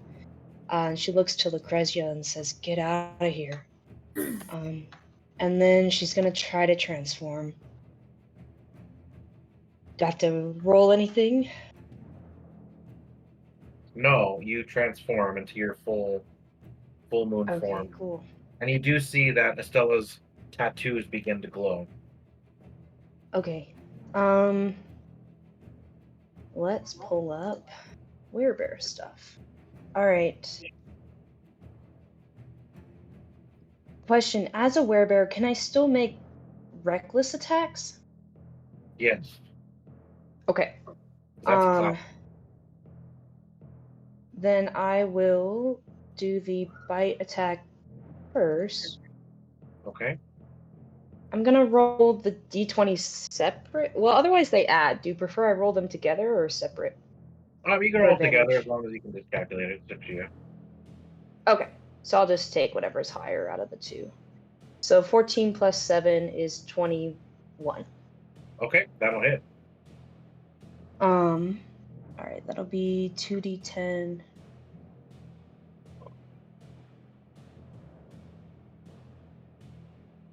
Okay. So 10 points of damage on the first attack. Okay. Bait will use the- his reaction to add a d6. Okay. So The the 3. 2d10 plus 4, does that include the rage bonus, or would I do a plus 6 for rage? Plus 6 for rage. Okay, so then whatever I rolled plus 6. So 12 points of damage on the first Okay. attack. And then the next attack is a claw attack. Do this. Oh, really bad. I think that's a 4 plus 7, so only an 11 on that. But I'll add a white chip to it. Oh. Okay. Let's see what my chips are. Yeah, I'll try. Big money! Yeah, 17. That will hit, yes. Oh yeah. Okay. And Joe. Then that's going to be 2d8 plus 6. So 20 points of damage on the claw attack. Ooh. And then a second. No, I think it's just a bite attack and a claw attack because I make 2 attacks. Yep. Okay. Oh, damn. That's that. Does it have to make a con save or become cursed with lycanthropy? It cannot become friend, you are up. Fair enough. The gift that keeps giving. Except now. Well, does anyone speak Sylvan? Yes. Yes. Okay, cool. So then for those who do understand it, Friend has the same reaction as like when we were in the cave, where they just like go completely rigid and their eyes turn like that dark red. And then in Sylvan, they say, destroy the voidling, destroy the creatures that invade our world. And they like raise their hand and shoot off a fairy fire at the creature. Ooh, okay. So It will try to make the deck save. Let us see what it does. It will fail and is engulfed in fairy fire. Nice. And then, as my bonus Damn. action, I'm going to transform into a brown bear. And then I Hell still can yeah. move. So then Friend is going to turn into a brown bear and then sprint 40 feet forward. So 5, Double the bear. oh yes, thank you. 40 feet Bear forward. be bear. Just move him off to the side here. Yeah, just to be right there, just locked on. And then, Okay, we're gonna go top of the round with Estella. Okay, she's And gonna. real quick, remember that Lucrezia, Joe, Friend, you all gain 7 temporary hit points. ooh, thank you. Oh, same with Doesn't want Will. to kill us. Oh, you already got it. All right. Okay. She'll cast Guiding Bolt at it, or attempt Oh. to, Okay. You get to do with so at advantage because fairy Yeah. fire. A 20 to hit. That will hit. Okay. Oh, it does 8. And then she'll hit it with her spiritual weapon that she's got out. Or she'll attempt to. Ooh, and that's a So 21 to hit. that will hit. Guiding Bolt is radiant damage. And how much Mhm. damage did you say you did? 8. 8 points. It looks like this is super effective. Yeah. And it screams out in this like psychic scream that emanates through this darkness. Okay, and then what does the spiritual weapon do? It does another 9 points of damage. It's bludgeoning, I think, though. It will take 9 points. Excellent. Force damage. Okay, and that's gonna bring up. Yeah, that's it. That's gonna bring up Wells. Okay.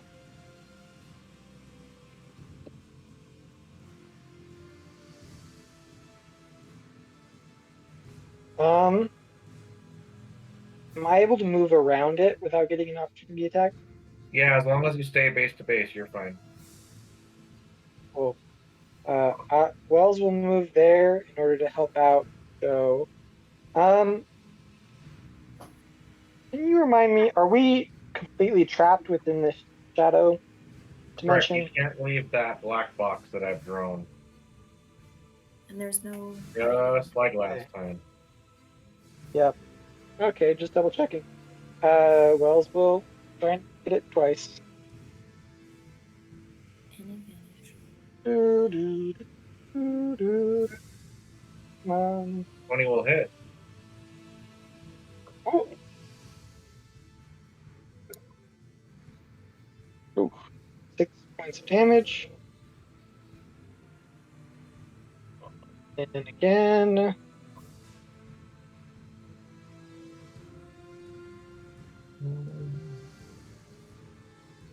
Mm-hmm. 24 will hit. And a 20. That's 6 damage as well as an additional 7. So that's another 13. Court, you don't have to help me out either, because otherwise I don't know that Friend can get in there.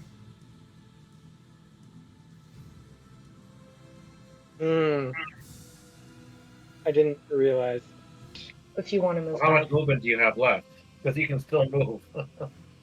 Yeah. I moved 15 at most, or 10, so I can move. Yeah. Okay. It is going to move. It does something real quick.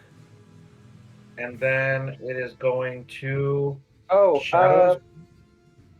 Estella, what is the new roll for temperature? It's still just 7. I think I just roll at the beginning, and it's just you renew it every Okay. round. That's correct. Okay, good. so everyone inside the darkness needs to make a dexterity saving throw. So that is everyone, plus their pets, plus their stuff. Would Joe have advantage or no? Oh, No, they do not. Good. Holy shit! Remember, you have chips too. Well, This is bad. Chips, chips, chips. All the chips. Okay.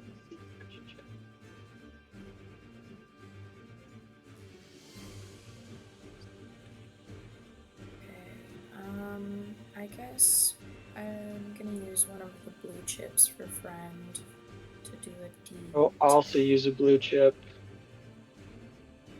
Yeah, D10. Do you not have a plus, Luca, to your deck save? Nope, I have a +0. Okay. Friend is not dexterous. And I rolled a 1, so that is a 6 for friend. Holy. Okay, so it looks like everyone but friend. Hold on, Stella, you succeed. Lucrezia, with an 18, you succeed. Friend with a 6, you fail. Wells with a 18, you succeed. Joe with a 20, you succeed. And where's Liggy at? I'm on the other side. Do I need to make a check as Yes, everything in the darkness. So everything in the square needs to make the deck save.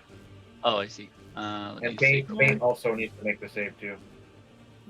Ooh, what's the save? Probably gonna add a 17 chip. is what you're looking for. Okay, I am gonna use a green chip. The D8, right? Yep. Yeah. Come on, please. Save for half. Save for half. Liggy will take the full brunt. And then what about Bait? Fetch. Bait will also make a save. He has a +2, so let me do.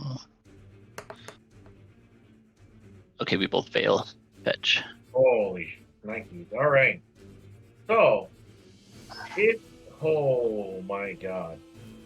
These bad boys. Okay. So if you fail, you take 42 points of necrotic damage. Down. And if you didn't fail, you take 21 points. Yeah, we're both down. Okay. We also Yep. objects that can help us when people go down. So if there's anything anybody has, Well, You can also use a chip to reduce the damage done to you. It doesn't matter. wouldn't matter. Or wait, It doesn't matter for me. I was already bloodied. you said 22 if you succeed. 21 if you succeed. 21 if you succeed. Do you want me to round up or down? For how? Round up. oh man. Yeah, I'll use a blue.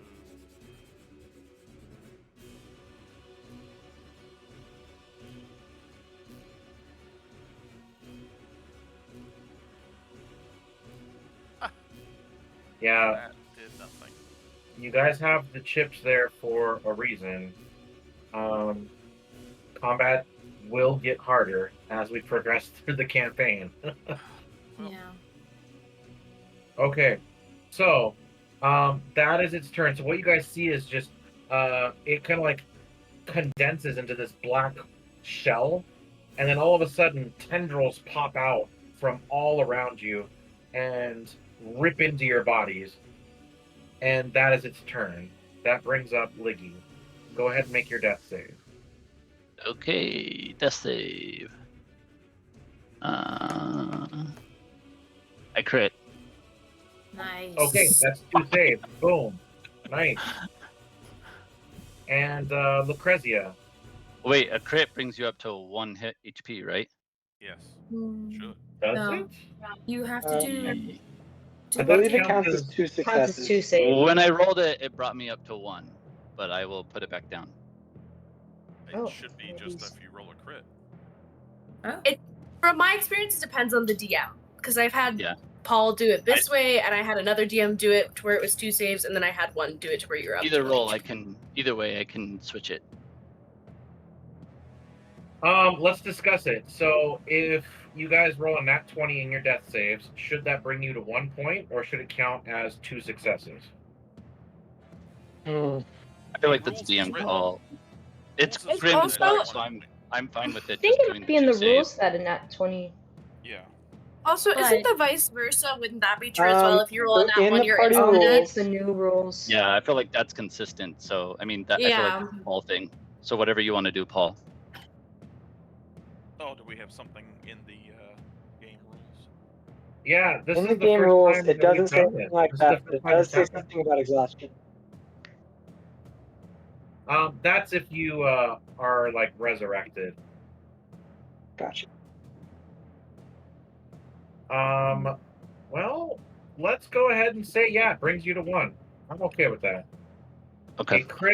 A crit during your death saves means that you go up to 1 hit point. Lucrezia, So you're- then, Does a critical fail Sorry. mean you auto die? yeah. It's Yeah, I'm two not failures accepting in the those rules. conditions. Oh. Oh, sweet. all You can right. add a chip to that. One step closer. You can add a chip to your saves. Sure, I'll do a white. I have plenty of those. That's- I need to Got another one. adjust my. Yeah, sure. That brings me up to a success then. All right, that's 1 success, and that brings up Joe. Okay. Okay. I think Joe attacks. I will take another reckless attack with the bite. Here we go. You might not. Oh wait, Oh, there's fairy fire. Um, So do I have it and ready? make a con. Oh, I Make need to a make, con check. I need to for make a concentration. concentration. But you Okay, might so not have to make a. Reckless attack. Yeah. That's a con save, right? Difficulty is going to be pretty tough, but we'll see. Oh yeah. I got a 4, everybody.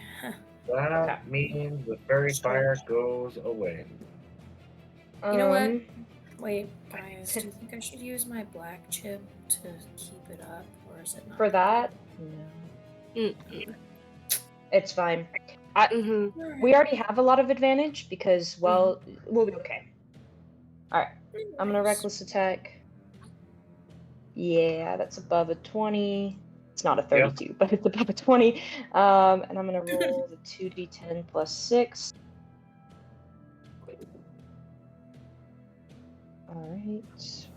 Alright. 19 points of damage on the first attack.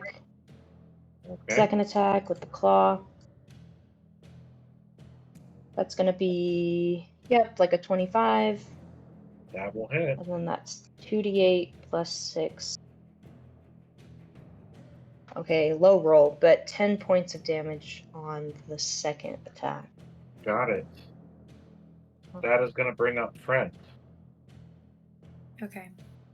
I want to do a wisdom saving throw with disadvantage to see if friend can break out of the thing again, to try to see if they would, 1, want to save Lucretia, and also 2, not use a thing that would blow up and hurt literally everyone that is around.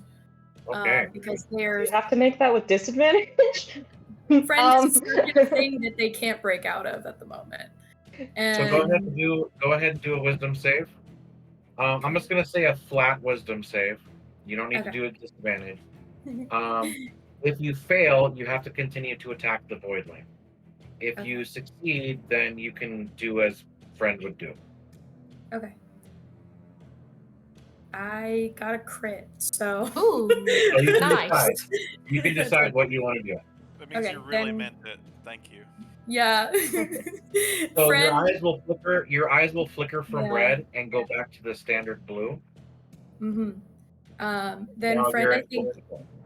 Yeah, friend is like kind of in the moment where they get like blasted back into being regular friend. They're still like for a moment stuck in that like angry like need to kill this thing, and then they see Lucretia on the floor, and they're just immediately like, no, there is something more important at this moment, and so they are going to cast a 2nd level cure wounds on Lucretia for 13 points back. Nice. Hopefully it matters. Mm. I need to go away from here. Uh-huh. And then Oh, it wouldn't have mattered though. That was That's crazy the- damage. bonus. And as a bonus action, I'm going to yeah, I'm going to transform back into a brown bear again.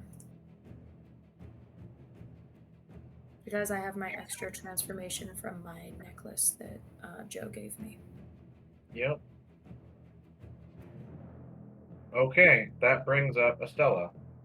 If Estella Misty steps, let me use a pointer thing. Where is it? Oh, like right here. Can she see everyone? Everyone but Bait. But Bait's done for the combat. Bait's done. Okay. Is Bait dead? Okay. No. Okay. No. The special mechanic is that after combat he can resurrect him, but Oh, okay. Then she'll Misty step there with her bonus action so that it doesn't get opportunity attack, right? right. And then she's gonna cast Prayer of Healing, so she'll give everyone 2d8 plus 4 health that she So can see. you're gonna get cut by the spell roll, the 2-leveled spells, Misty step. You gotta only do Why? one. because you can't Wait. cast 2-leveled spells on a turn Oh, or 2 spell slots. that's cool. Didn't know that. So then she's not gonna Misty step. She'll let the void take the opportunity attack. Or wait, Liggy is also around that corner, so I don't know. I know. if you That's why she moved over to where she was. I'm sorry, what was that? You want me to do an attack of opportunity? Okay. Yeah, do an attack of opportunity. If it passes, I'm probably gonna silvery barbs it now that I'm conscious. Oh, sorry everyone. Less people are in the hit point thing now. It will hit an armor class of 24. Yeah, it'll hit. Is that a silvery barbs? Yes. Okay. It will hit a 21. Yeah, that'll hit. Oh, bitch. Dang it. Every time we get rid of this spell. It's alright. Estella's a little beefy. She doesn't have terrible. It's not great, but it's not awful. Okay. She is going to take 11 points of bludgeoning damage, Okay. and she will take 13 points of necrotic damage. Okay. Would you say Corey? She's critical, but she's up. And she's gonna get Do you 2d8 also get your as well. temporary hit points? She'll get her temporary hit points, and she'll heal herself for 2d8 plus 4 as well. So she can heal when she 6 does the people she spell. could see. So I think that's everyone that she could see now, right? Yes. Okay. Sweet. Am I included in that? Yes. Mm-hmm. You're asleep. Okay, so So what's the 2d8 healing? plus 4. Oh, you've got to be kidding me. It's 9. Oh. It's Silvery fine. barbs. Okay. Silver bars again. I'm also gonna use Sentinel to attack when it attacks Stella. Okay. Give me just a second to do that. Atlanta. That's only a 13. That will miss. I'll add a chip. Why not? Chips. Just I'm gonna hit chips. this Just thing. Throw the all chips in. All the A chips. 13. I need. Oh, not that. Dang. 14. That will still miss. Oh, Yeah. Dang. Ouch. I think it has a 15 AC. You guys are taking your chips off of your totals here, aren't you? Yes. Yeah. I am. Okay. Oh, Or wait, I need to That is going to bring up Wells. All right. Um, is that within the circle? Yes, we'll say yes. Otherwise, you can move a bit farther. In fact, actually, he'll move farther so that friend can get in there. Like it. And then he will still be attacking with. Does he get flanking with the spiritual weapon? Mhm. I believe so, yes. Okay. Perfect. Get those two attacks in.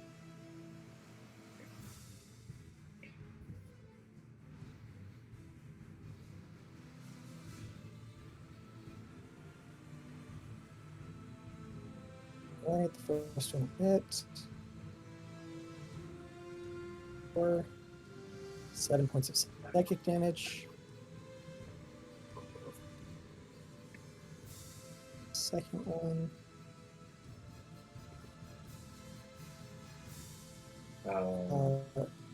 16 will hit. 16 to hit, which won't hit. This 16 will hit? Yes. Oh. That's good. Thought it was His AC 17, is so I was about to 15. use- Yeah, Gotcha. 15 saves. Okay, so that's an additional 6, and then sneak attack. An additional 6 for 12 on that second attack. Okay. The Voidling will go. I need to see if his 1 power recharges or not. Let's find out. It does not. Thank So God. then it is going to do 2 tendril attacks against Joe, 1 against Lucrezia, 1 against Wells, and then 1 necrotic beam is going to attack Friend, and the other one will attack Estella. So, Shadow Tendril 1 against Joe will hit an AC of You're just trying to 22. hit a 13. Yeah, don't even stress. Okay, and the second one I will think you have attack. to critically fail. Both of them will hit. Yeah. You'll take 6 points of bludgeoning damage from the first attack, as well as 10 points of necrotic damage from the first attack. So that's 16 altogether. And then the second one is going to do 11 points of bludgeoning damage plus 7 points of necrotic damage for a total of 18. Okay, and I'm having both of these. Okay. Yep. And then the tendril will attack Lucrezia. It will hit an armor class of 18. Shield. Oh wait, I haven't silvery barbs this new round, have I? You did against So that hasn't Stella. ended yet. Stella Ringer. Wait, what? That was the this beginning round. when Estella did it. That was the Yeah. beginning of Used your reaction. unfortunately. So is that going to hit? You just said 18? Yes. Yes. Yeah. Okay. It's going to do 11 points of bludgeon and 10 points of necrotic for 21 points altogether. Down again. You're at 1? One hit Critical. point. Critical. Mm-hmm. And then the attack against Wells. It will. That's a critical attack. And it is going to do. Oh, what the heck is going on?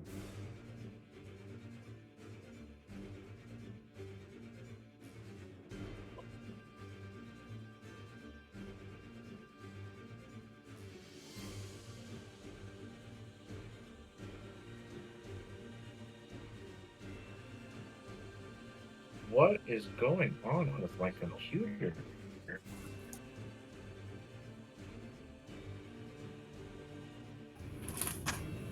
Son playing Fortnite again? The void Downloading a bunch of itself is games. destroying your computer. Mm-hmm. Probably downloading everything. Oh my gosh. Here, I'm gonna have to turn off my camera, guys. I'm sorry. No worries. Have you guys seen the new Marvel movie? Because it basically has the void in it. Okay, so it does 10 points of bludgeon times 2 is 20 for the crit, and then does 13 points of necrotic times 2 is 26, for a total of 46 points of damage to Wells.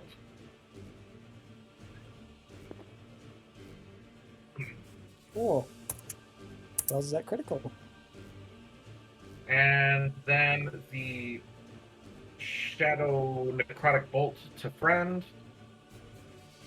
It will hit an armor class of 20, dirty 20, Yep. and it is going to deal 17 points of necrotic damage. And then it will attack Estella and hit an armor class of 23 for a total of 22 points of necrotic damage. She's gonna use a chip to take some of that damage away. She's gonna use a blue chip. All right. What is that? That is a D10. Well, Max, here we go. Please.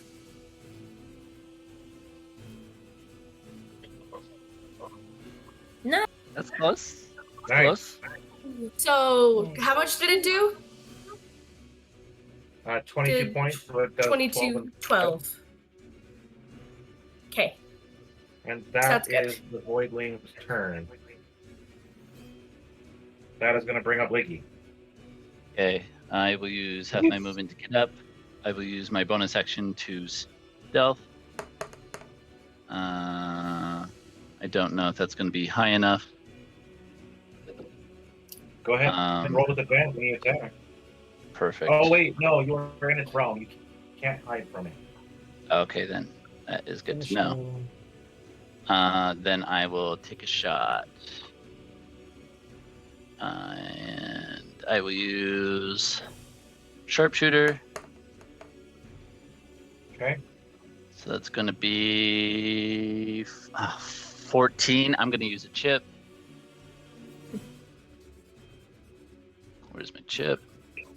I'm going to use a white chip. Add a d6. Two or better That's good does full enough. damage. There you go. Boom.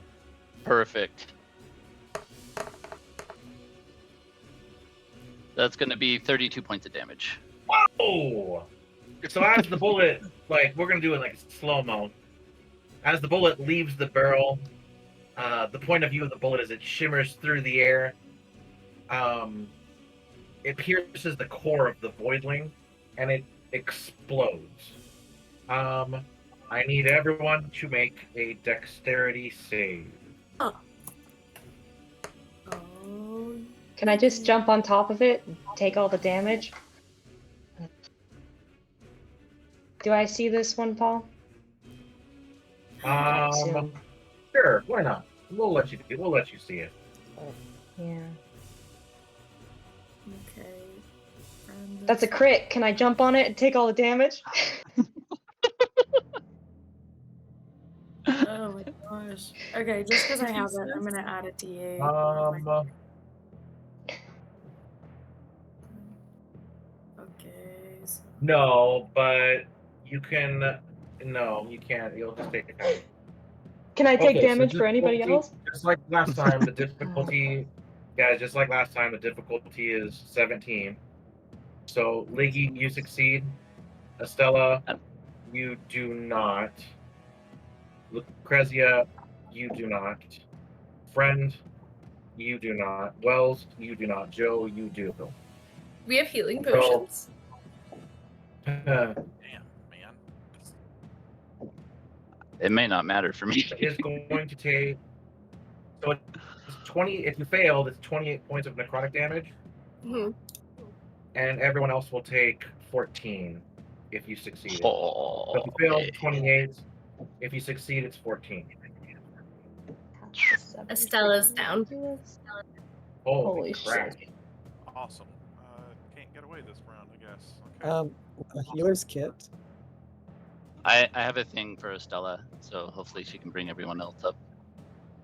Friend is also not down, so they can help too.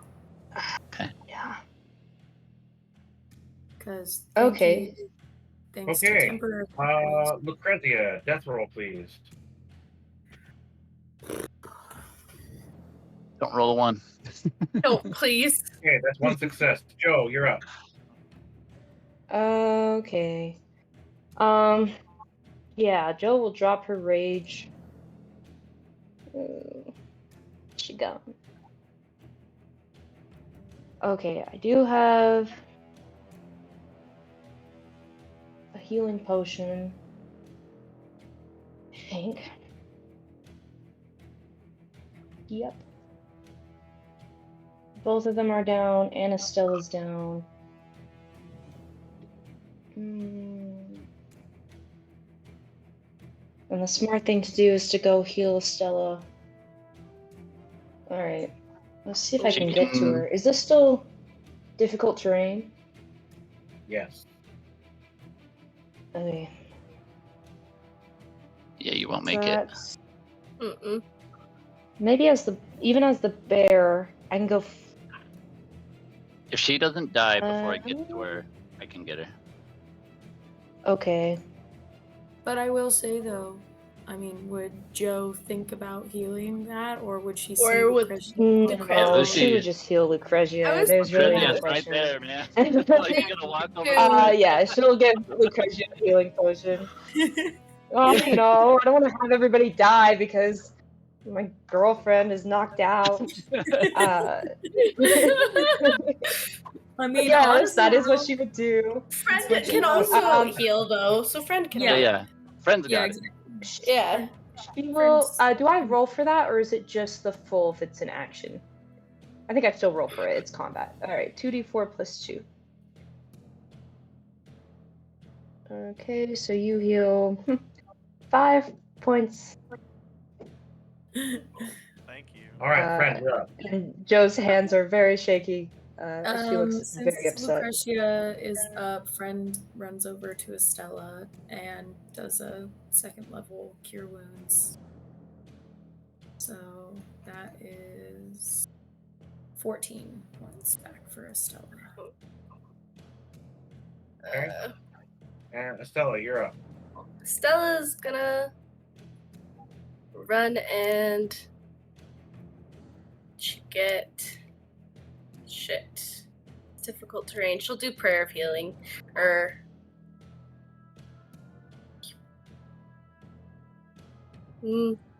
since combat's kind of over, actually, she'll do healing word on Wells. So he'll get back 5 hit points. Ooh. That was almost really bad, guys. Yeah, those guys suck. Almost.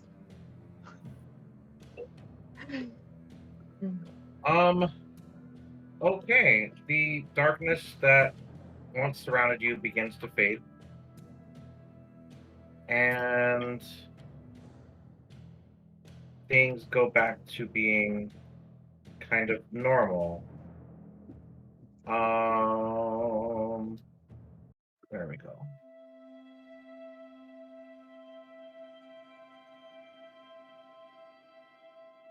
With this, what are you guys gonna do?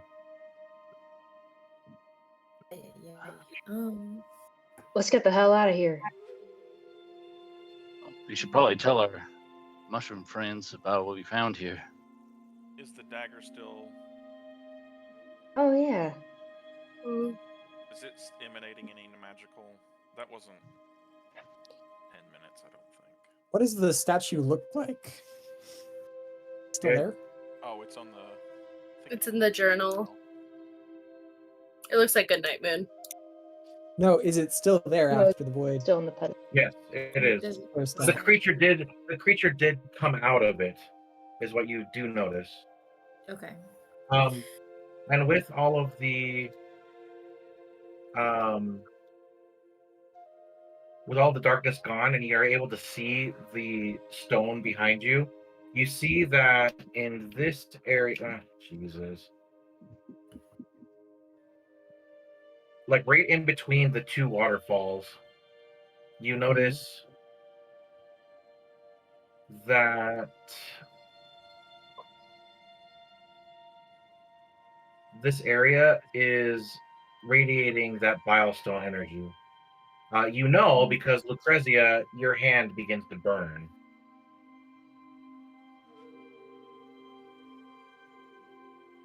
Hmm. I need to leave this place. Is there a way we can purify what's here? I'll get closer.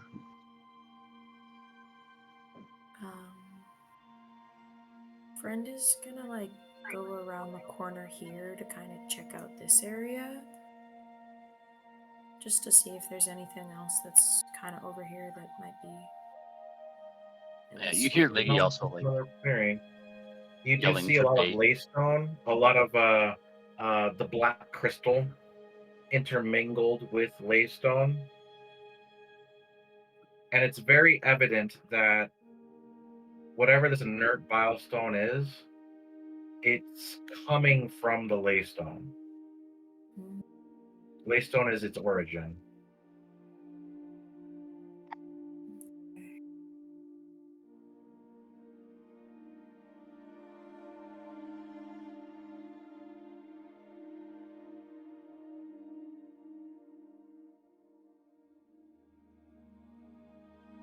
So Lucrezia's left. What else are you guys doing? Did Lucrezia determine whether that dagger was magical? The dagger does emanate magic, yes. All right, avoid magic. You'll see Liggy like swim across the lake, and he gets over to where Bait was, and like picks him up and revives him. As he like drips one of his wounds into his mouth, and he comes back to life.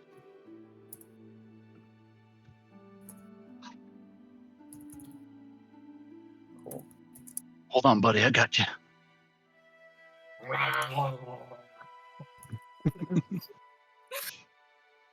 Okay. Anything else you'd like to do here in this area? Yeah, Wells will wrap the dagger in his bedroll to Okay. take with us, and also he'll grab the breastplate as evidence.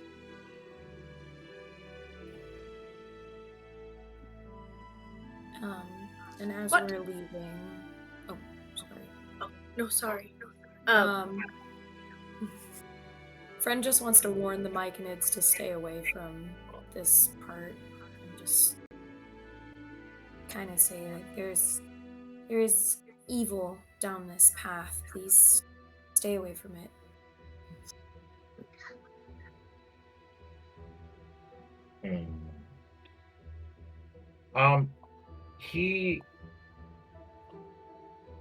You can see that underneath you, the roots are kind of like growing outward towards this area. And then they abruptly stop right where you're at, friend. And he kind of shakes his head. I don't know what that is, but it feels like pain. It feels like sorrow. And it feels like nothing. It stole away someone that I loved very much, and that I will not be able to see ever again, I fear. And I would hate for that to happen to any of you. So, yes, it is pain.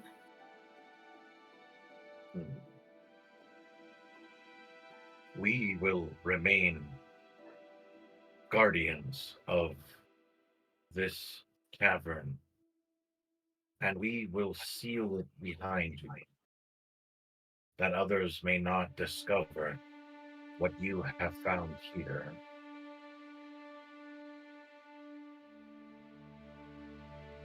But you, friend, are always welcome here.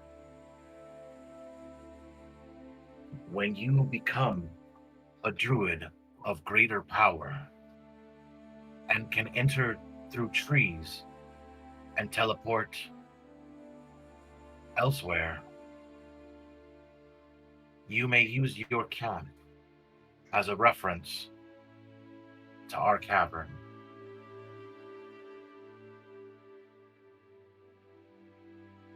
Thank you. Until then, if you need us, simply go to the entrance and knock 3 times. We will open the ground for you if you wish to stay here.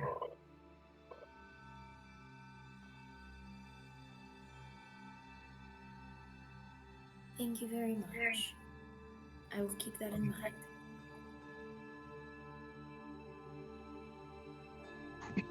Do we want to with stay the that- night here? Sorry.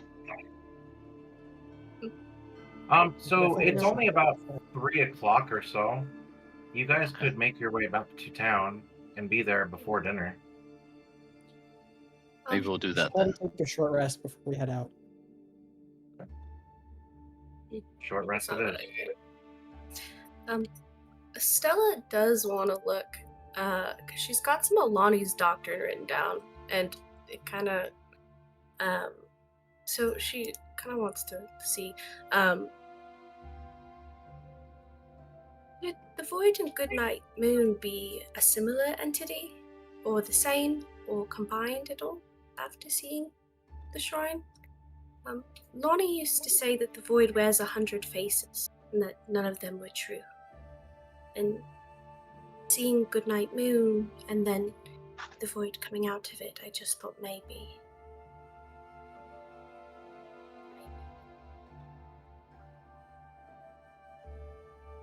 That, I mean, you guys have dealt with it more than I have. I wasn't sure if there was anything that made that seem maybe true at all.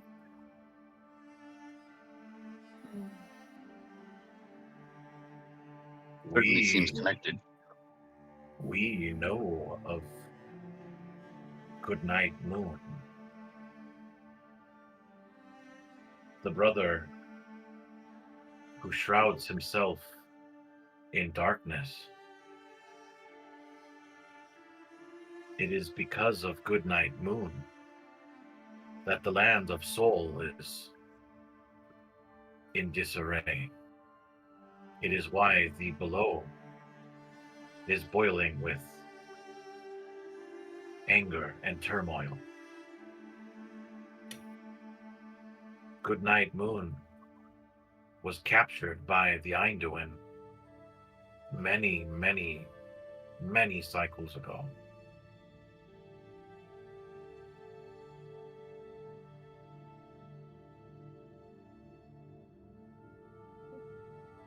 I do not think that Goodnight Moon is a creature of the void. He is evil incarnate. He is vengeance. He is insanity. But he is not the void.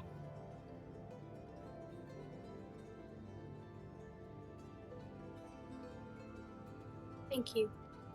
That is helpful. What havoc is he wreaking down here? He is not He is captured by the Einduin, imprisoned in one of their citadels. Sorry, I misunderstood.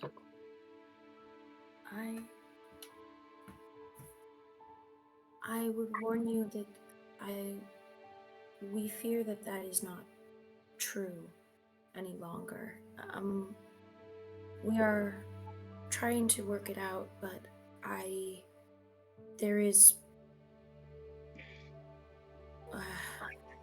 we believe there are people attempting to break him free or assist him in returning, and we do not know for sure, but there are people who have taken over places like Carbine who are working with mysterious forces to what we believe is free this good night moon. And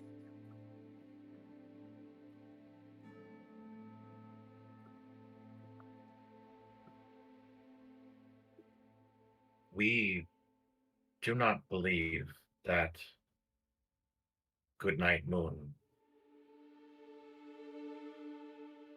can be freed from his prison.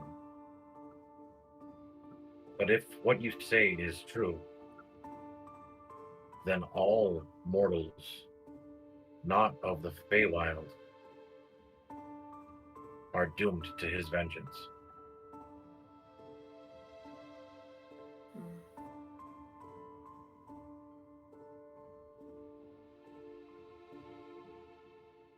Would you like to rest here, or would you prefer to go back to your home?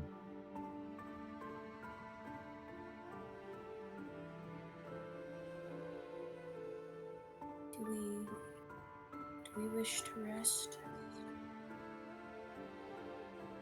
Take a short rest. All right. You take a short rest, and because you are staying inside this cavern with the protection of the Myconids, this short rest is considered a long rest. Ooh, cool. You're so nice, Paul. Thanks, Paul. No, it's because you decided to rest in a place that's full of life. I mean, come Yeah. on. That's fair. Oh no, my D&D Beyond is having problems.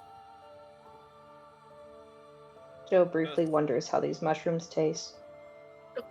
She lets the thought pass her by. Wild. Wild. That's awesome. Well, you know, every long rest, I do some cooking and, you know. There are non-sentient mushrooms here. Just FYI. Yeah. Really? I don't know. I'm gonna have some restraint. I don't like this place. Why? Well, other than the void. Paul, are there lingering effects to getting hurt by this? Or No. Before, yes, but you guys were... something happened and changed that.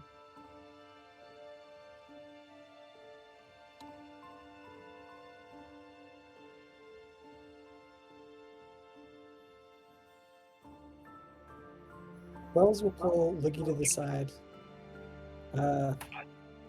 and he'll be like, "Hey, partner, what do you say we take one of those sticks of dynamite and get rid of that statue?"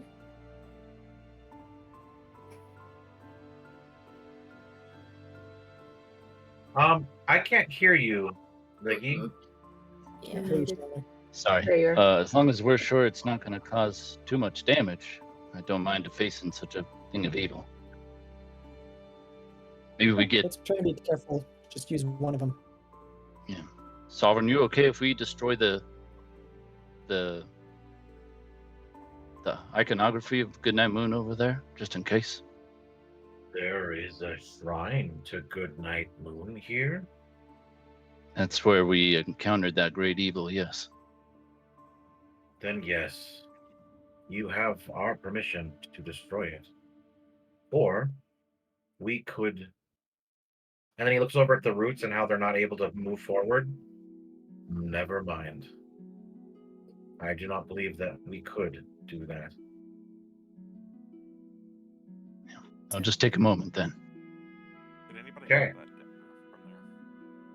Yeah, What was Wells that? has it. Oh, yeah, Wells Oh, took good the luck. dagger. The dagger.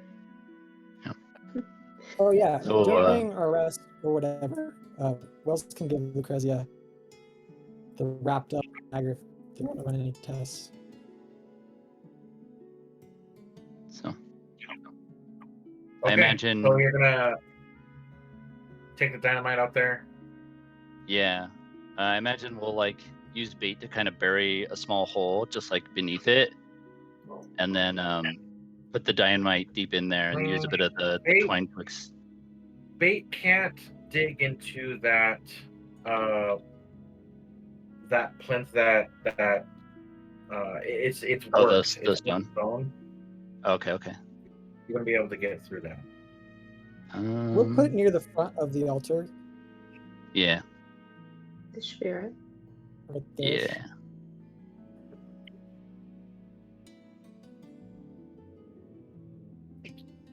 Okay. And then are you like gonna just light it and run, or are you gonna attach it to the 100 feet of wire? Like, how are you guys gonna do that?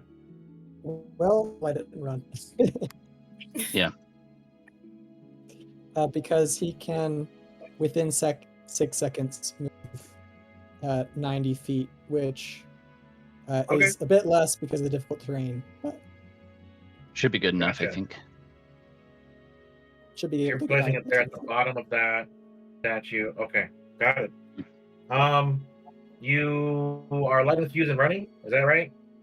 Yep. Is that what I just heard? Yep. Yes. Okay. We watch it blow up. All right. I gotta turn my camera on for this one. Oh. Uh-oh. Okay, so this is where we're gonna end it. The dynamite explodes, and because it's within 20 feet of Bilestone, the Bilestone also explodes. Oh, We got it far enough So away. we'll let you We guys put it on think the what's front of the gonna happen. altar. It's still within 20 feet. Yeah, I so- did put it on the front of the altar, and it was I thought 15 feet was far enough away. That's my bad. Bilestone is Oh, I see. terrible stuff. And then we will talk about the repercussions next time. 2 weeks. Oops. Mhm. Is it? No, we have a Yeah. session on Sunday, right? Is it What do you next? mean, Is it next it's Sunday? Sunday? The first? Yeah, we've got a session next June 1st. Yeah. Oh, Estella's gonna give Wells so much crap for being reckless. Alive. Darn it. Paul kills all of us. Yeah, I know. the Yeah. Bilestone goes It's, everywhere. Wells feels plenty justified in the fact that we didn't have to go in here, and this is what happened. This is true. He'll get equal crap. Gosh. Man, I don't even know. I got to think about this one. You can't kill all Okay. the pretty mushrooms, right? I mean, I can do whatever I want. I mean, It's my how world. far did that know. dynamite explosion go? Wasn't there know. super specific The whole with cave that? collapsed. Yeah. It was. It was a 10-foot radius. 10-foot radius. So how did it hit that Bilestone if it's 10-foot radius? You said it's within 20 feet of the Bilestone. So it's like Yeah. the reverberations of what Because happened. there's an Reactive. explosion within 20 feet. Mm-hmm. I think Well, I've it was been- thought through on the player's part, okay? We did what we had True. information It's for. just I didn't know that. It I think wasn't I that I've been crazy. very, that. very clear. I think Mm-hmm. I've We been even very checked with the clear that mushroom guys. Bilestone is very volatile. Yeah, it's And super flammable. because of that, there's been plenty of warning throughout this campaign that Mm-hmm. Milestone is unstable and terrible and all that fun stuff. So yeah, we'll find out what happens. Okay. Oh, Oh, goody. that's right. All right. Bye, Yeah. Paul. That All was right, a lot of fun. everyone. Well, thank you so much for Thank you. That was super attending. My fun. super fun, happy time. Yeah, thanks for throwing this Have a in. fantastic week, everyone. Yeah, for sure. That was Thanks, great. guys. I love the See you. Thanks, monsters and the guys. face spiders, the whole thing. Bye. See you guys. Dreams, everybody. Oh.